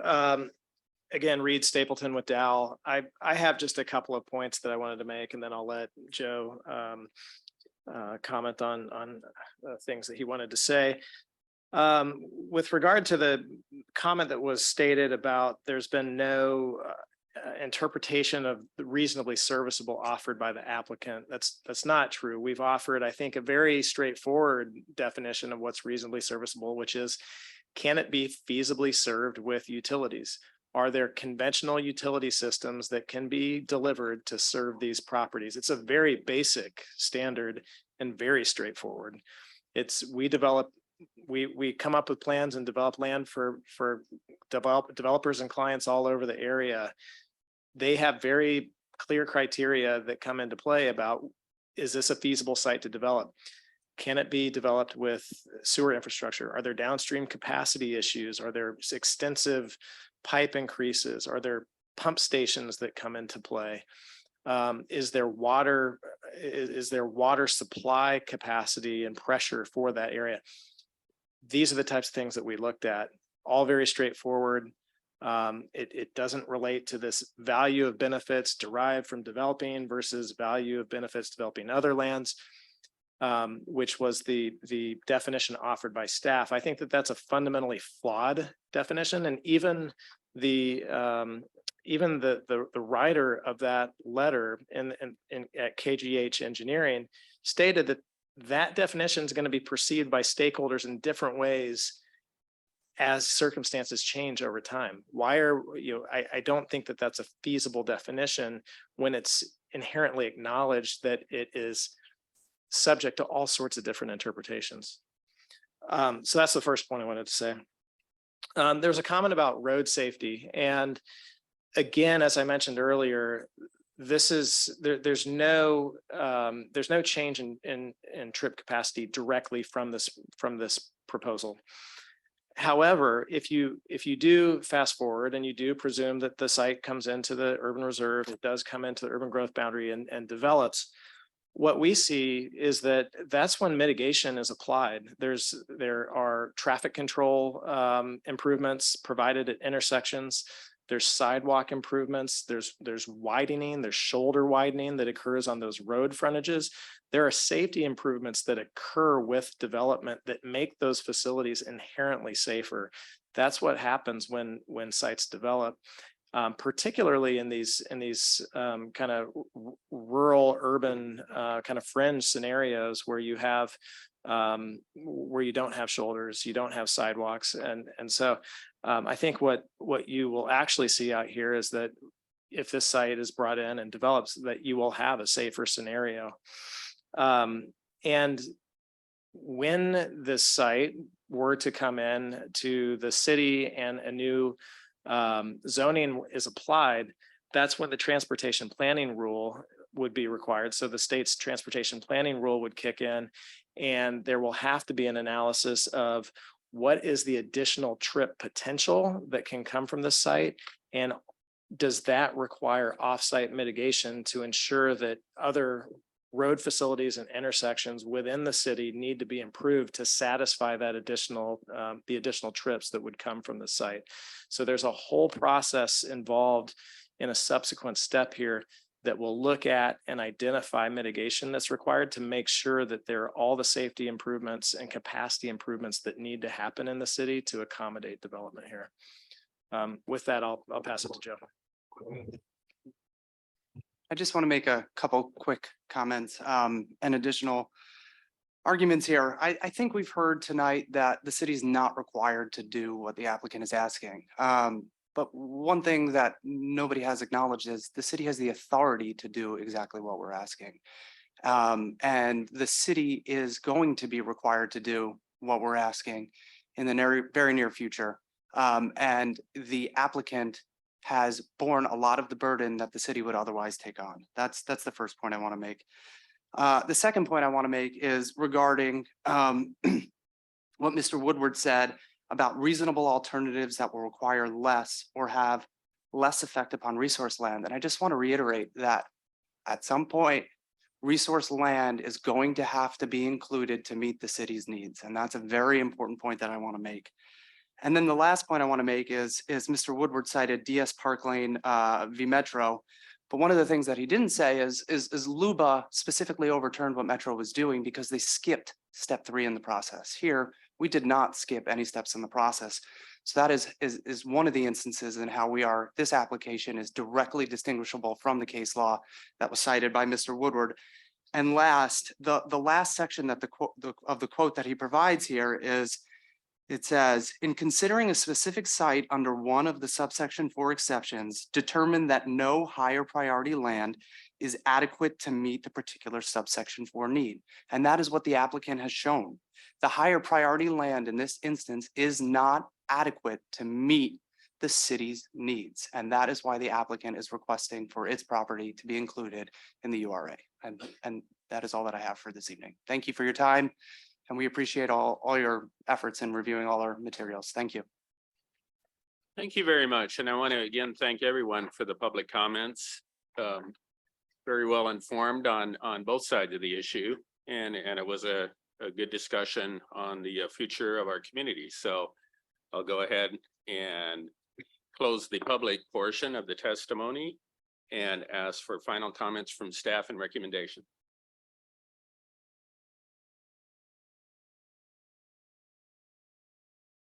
Well, Mr. Chair, you've heard a lot of testimony this evening. Let's get into my correct page here. A lot of testimony for you to consider this evening. As we indicated at the beginning in the staff presentation, staff was recommending to adopt the attached resolution that would recommend denying the proposed request. But you, as this hearing body, will have the opportunity to deliberate on the proposal. And then if you choose to do a path that's different than what's recommended, you would have to come up with your findings. That's always an interesting process when you're sitting at the dais. Or you could provide direction to staff to revise findings and come back with a different resolution.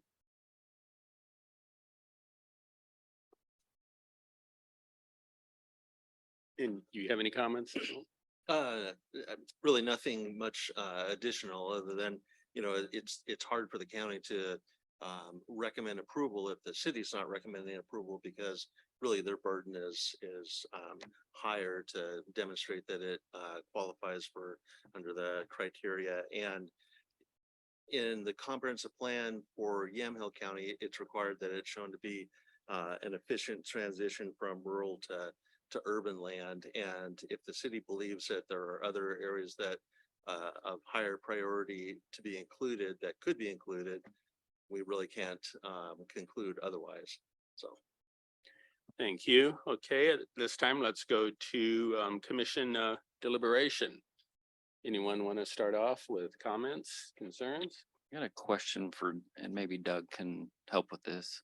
So the applicant comes to have property included into the URA. Is that the only way it gets into the URA, or can the city reach out and say, hey, we'd rather have this piece of property in the URA? This is where I'll try to be technical, otherwise we'll have to open this back up, to have the opportunity for the applicants and others to respond. Can I just raise one more argument, just because I have to raise it Hold now? on, to do so, I'd have to reopen public comment. It's not a public comment. It's a legal argument, and Yeah, and at this point, if none of the commissioners object, I'll go ahead and reopen public comment for 5 minutes. I don't need 5 minutes. I Okay. need 1 minute. Go ahead.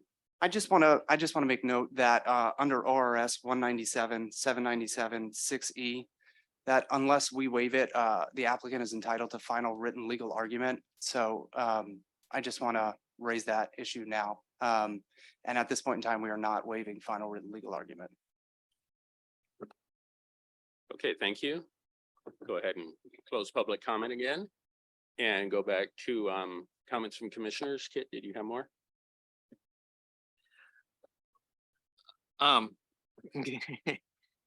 There are. So, as has been articulated tonight, there is enough land supply for the next 20 years.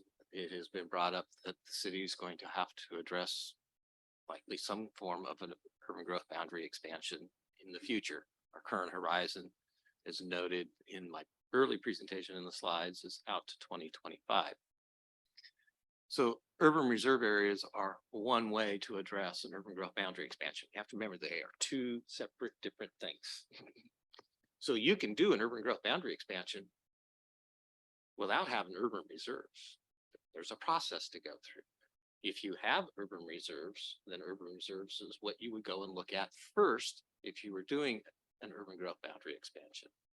I referenced our housing needs analysis, EOA, and our public, semi-public, which we call the PSP. And that body of work, as I've stated before, has only been accepted by the council. It's not been adopted, not been acknowledged by DLCD. There was material in your packet that says you can't use that. You have to use what's in your comprehensive plan.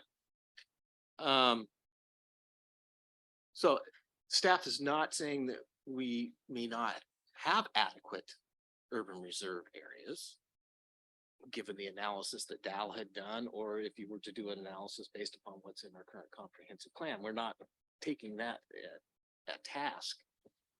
The issue has been conversations about what's reasonably serviceable. So our engineering staff came up with one definition. Dal has approached it a different way.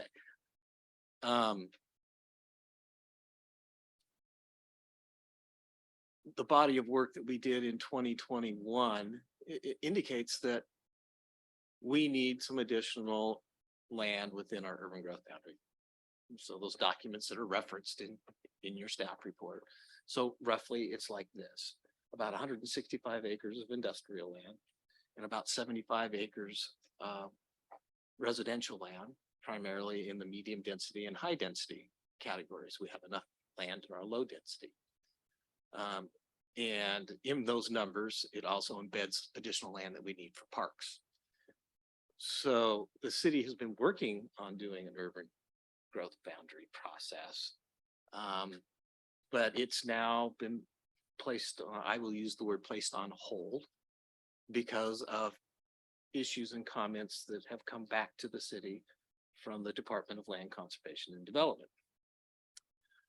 So we're trying to work through that. So the city acknowledges, and we know, when we look at the population numbers from PSU, take us out 50 years, 50 years, Newberg is projected to be a community of 50,000 plus. Well, you're not going to put 50,000 people in the land mass that we have today when we're already almost 26,000 based on the new number that came out. So at least the city staff and our currently sitting elected officials, we've had these conversations. We know we need to do it. So there's two different ways to do it, Commissioner, like I mentioned. So urban reserve is one way. to at least have land that you would go and look at first. Or there's another track is you just say, you've got the urban reserves you have, and you go through a boundary expansion process. And then you might look at exception lands to meet what those documents identify as the current need. Can you do either, or is it urban reserve area first? You can do either. Okay.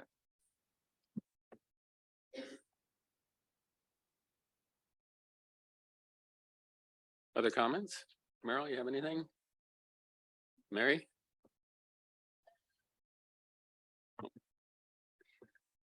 So. Yes, my internet is very unstable. Oh, I'm sorry. Go ahead, Meryl. Go ahead, Mary. You're online. Yes. Let's do you first.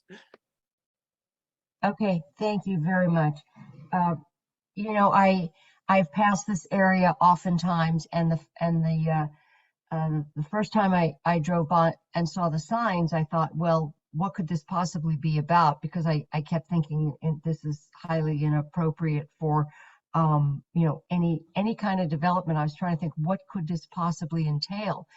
And then when I found out what it was, I was thinking to myself, how could this possibly transpire, because of all of the concerns that have been addressed, not only the traffic and you know, water and all that, but we come to these discussions whenever we have one of these applications, so we can't consider those as the defining limitations of whether or not we accept an application. What I see this as being inappropriate for the area that it's in. And when you talk about the reasonably serviceable areas, I don't see this as being one when we do have other options. So I very compelling arguments for approving the application, but again, there are just too many negatives. Thank you. Okay, Meryl, go ahead. So in going through all the documents and listening to testimony and public comment, several things came to mind. One is, you know, this idea of social capital and the real big excitement behind the pickleball community, which I think is fabulous. And the need and understanding that there is a need for more land. I think for me, it comes down to a question of what kind of land is needed. And from what I've been able to see, looking at the comprehensive plan, it's really commercial and industrial land that we are in a deficit of. I think all of that aside, when we're looking at an application like this, to me, it finally comes down to the big point is, can we use the reports that were provided? And according to Doug, we must use what's in the current comprehensive plan based on what land is available and the hierarchy of how we choose that land. And that to me is kind of the big push in denying the application for me. Yeah, I'd like to comment and say that, yeah, there's definitely pros and cons, but if we do elect to add this into the urban reserve area, as I take it, that's not locking anything in at that point. And I'm kind of taking the applicant clearly has a vision that's clearly shared by a lot of people in the community. So can we find a way to not deny that spirit, that applicant, basically to, like Doug, you had said, is there a way we can put together a resolution where we look at including this, because it would be pending all sorts of other developmental ideas down the line, as opposed to just denying outright?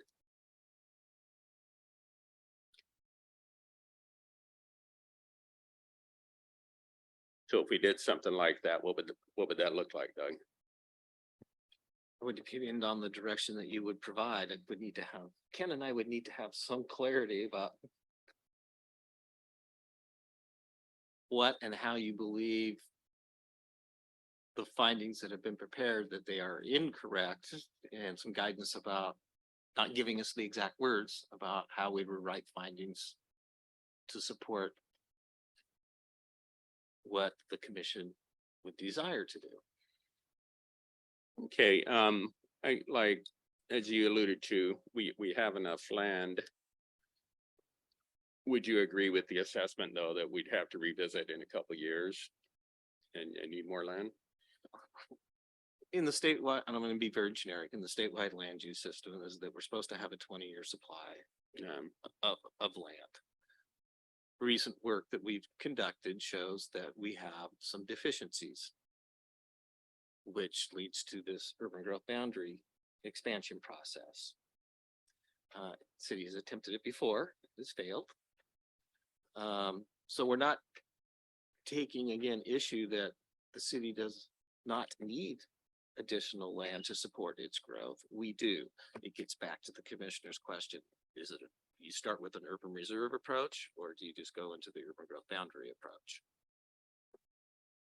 So if the But urban, I think one of the things is when we look at an urban reserve, we're just looking at land supply. We're not looking at uses, just land supply in order to accommodate what we need for residential, what we need for commercial, and what we need for industrial. This process does not designate any land for any specific use. exactly, that's kind of my point, that where it's nothing's designated and anything would have to be approved separately down the line. That would be the urban growth boundary process, is where you Mhm. start to identify where your land would be for residential, where it would be for commercial, and where it would be for industrial. Because if this was just put into a reserve, it would still have to be added to the boundary, correct? No. And Okay. so there, then, if you have designated urban reserves, the first place that you look, if you're doing an urban growth boundary expansion, is you look at your urban reserve areas. They're number one. Then you go to your exception lands. Then you go to marginal lands, which there are none in Yamhill County. Yeah, so, but you would look at the reserve. We look at all of them based Yeah. upon the need, and then there are other factors that come into play. Is, you don't put industry on 10% slope land, as a hypothetical example. Okay, just if I could get some, a little bit more input from some of the other commissioners. You see what I'm saying? Yeah, go ahead. Well, a little different tack, I guess. I guess I could say that these are some pretty weighty decisions, and seems like I heard that this was going to be a very easy commission board to sit on. I have similar to Mary's concern. I moved to Corral Creek at 4 years old in 1959, and spent many of my growing up years on the Bestwick property and around riding bicycles when it was a gravel road still, and know the properties very well. And I've gone back and forth and studying all the materials that were provided, and really been looking forward to this hearing tonight to get some clarity. But to what's already been alluded to, what we're talking about tonight is not about zoning, whether it should, be changed from exclusive farm use. This is not about whether the property should be developed in the near future. It's not about water supply issues. And I frankly really like some of the things, the benefits that this property would bring. It seems clear that there is more land needed. The exception lands have issues. I haven't been impressed with the alternative sites. I think this is perfectly positioned, but those, so many of those issues are going to come in future hearings if we were to accept this tonight. So I'm really leaning toward thinking that we should allow it to move forward at least. and maybe it'll be dead at some other future point. But I just don't see enough reasons not to bring it in, frankly. And that's where I'm kind of coming down to, is I don't see the reason to kill it right now, you know, so. Any Well, other thoughts? Yeah, you and guys? to your point, Jeff, where you're trying to find a happy medium between the two, I think this URA is that happy medium. Cause it's not, to Ken's point, it's not like you're gonna go rezone everything right now tonight. It's just adding it to the urban reserve area. Later on, they're gonna have other hurdles that are more massive than this to get over. Yeah, and at and- that point, we'd have to look at traffic off Right. Corral And then Creek the and other things like thing, that. Yeah. to Don's point, I mean, this thing's dated back to 2005. Don was on Chehalem Park and Rec, I think back then. And they, you know, this area's been looked at for quite a while. I'd love to hear, I wish, Rick Rogers was here, because I'd love to hear more from him about this ad hoc committee that they did for this. I mean, that area is specifically mentioned in this. So I would like to know more, but I'm leaning towards Ken and Jeff that. I would agree, and I'd also just throw out that Mr. Clements, what he said, you know, can be pretty good too about how to be able to be recreationally developed, because, and as people pointed out, we do need lower income housing, we do need higher density housing, but we don't need to throw out one for the other completely, that we can look at ways to accommodate both. We also need nice housing at the same time, balance. Yeah, and a Balance nice to develop. balance of housing that can attract professionals. Yeah, yeah, exactly. And back to the point when my first question, when I asked Doug, the city council at that time, or the Newberg Planning Commission, I guess, could decide not to even go into this area. They could decide to go in a totally different area that's not even in a urban renewal area, if I understood that correct. Well, so if you. NUMAC is the body that reviews urban reserve areas, comp plans, urban growth boundary expansions. So it does not rest with the planning commission. I can brief my planning commission about what NUMAC is doing. But they actually don't take a vote or anything on it. So it rests with NUMAC. In your recommendations, your decision gets forwarded on to the city council and the board of commissioners, and they have to adopt their actions by ordinance. So that was in your staff report, laying out the steps that you go through. But not so much for the decision tonight. I'm just saying in general, for an urban growth expansion, is that still then gonna be us years down the road if it came back before us? Yeah. Okay. UGB would, if you get to a point where it's an annexation, no, you're out, that rests with Newberg's Right, planning okay. commission. Can I clarify something? Two things. Has the engineering department, Doug, did you say the engineering department hasn't really had a chance to look at this latest memorandum from Dowell and assess whether their findings regarding what's considered reasonably serviceable or not is accurate per your standards? That is correct. We received the latest communication from Dow just prior to lunch, so late this morning. Okay. And so I forwarded on to Mr. Friday, on to Brett Music as well. But none of us have had a chance today. I was booked in meetings. I quickly perused it just before we came into the meeting to see what it said, but and Brett and I have not sat down and talked about it. Okay. Have not talked with Mr. Friday about it either.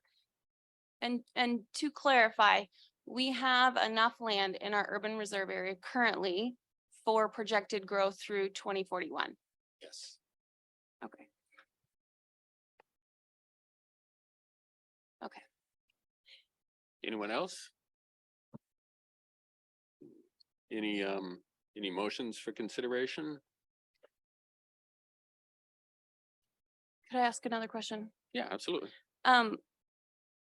Given that staff haven't had a chance to look at this memorandum and kind of come back with findings, I know that it's not an ideal situation, but I'd like to have all information, all pertinent information from all parties in order to make the most informed decision. Would it be possible for that to happen before this body makes a decision? What does that entail?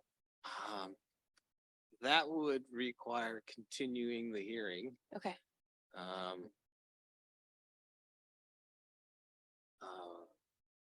The applicant's legal counsel did bring up his final legal arguments. There's that step that needs to be gone through as well.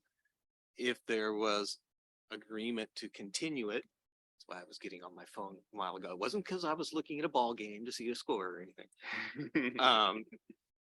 Is that your next meeting opportunity date is right between Christmas and New Year's, and so I know nobody's going to be available. So that puts it out to January 24th.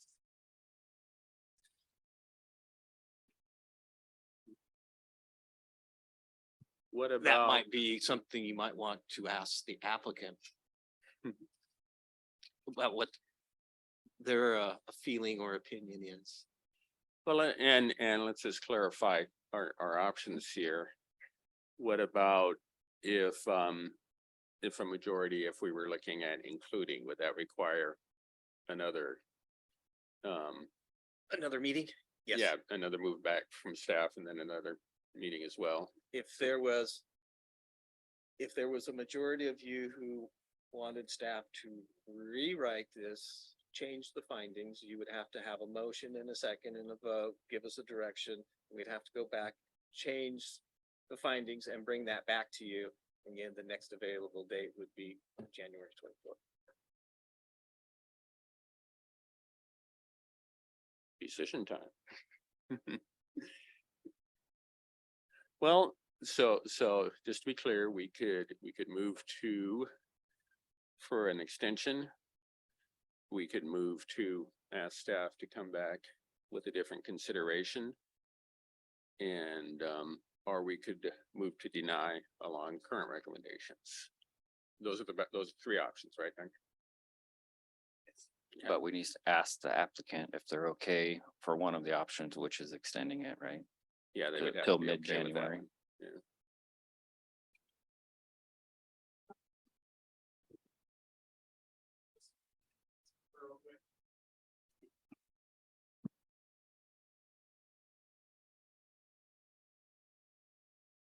while we're waiting, I would like to ask another question regarding the comments from Dawn about building parkland on farmland. Is there any rules against having that pond happen where it sits now outside of the URA? My colleague. Yeah. Have to make an application typically for a conditional use, if you're in the farm zone and show that, the, whatever, use is out there is not going to, interfere or, increase the cost of farming on nearby or adjacent properties. Go ahead. Yep, I just want to confirm the applicant is okay with granting a continuance to allow staff to review the additional materials that were submitted. And then for us to be able to provide our final written legal argument. So that would be in front of you as well. Thank you. And Doug, question for you. If we so moved, could we do an extension, but also have language looked at for approval and denial? Is that something possible for us to consider? So, or would it take another meeting? It would take another meeting, wouldn't it? Mr. Chair, you're essentially, you're 2 months out, so you have this staff report. If, again, you would need a motion and a second and a vote in the affirmative. If you want us to write an alternative set of findings that would approve it, we can bring both versions back. That And might then be the you've best got a choice. option, to have a lot on our table and extend. I'm committing Ken to do something I'd- without. I'd entertain a Without motion. kicking him in the task. Yeah, I'd make a motion to have approval and a denial written up for January 22nd. And we'll get to the procedural start part about how to continue the hearing. So you're gonna have several motions. January 24th. January 24th. I would second that. Okay, we have a motion and a second. Roll call vote, please.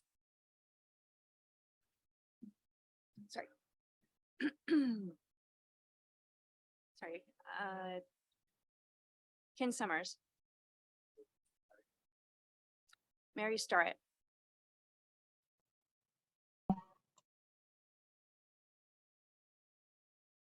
Mary Starrett, Aye. Pitt Johnston, Yes. Merrill Kunkel, yes, Jeff Mussel. Yes. So that motion passes unanimously. And so now we need to entertain a motion for continuance, correct? And your motion to continue would be to January 24th, 2023 at 7 PM in the Public Safety Building. So moved. seconded, We have a motion to continue the hearing until the January 24th, 2023 meeting here in the Public Safety Building at 7 PM. Can I get a vote for that motion?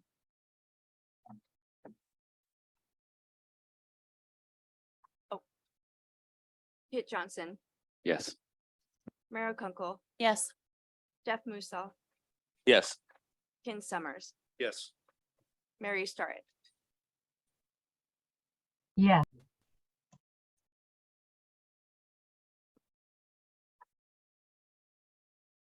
That motion passes unanimously as well. Thank you. And now moving on.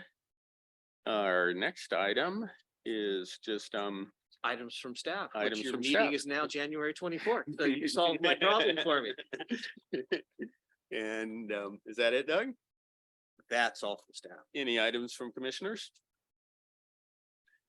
Okay, again, I'd like to thank everyone for attending, and I know it's been a long process with another continuance, but you know, it's a big decision. We'd all like to get it right. So again, thanks for your attendance. And at this time, I'd like to close the November 22nd meeting. of the Mary, Newberg hang on. Commission. Mary's got her hand up. Oh, I'm sorry, Mary, go ahead.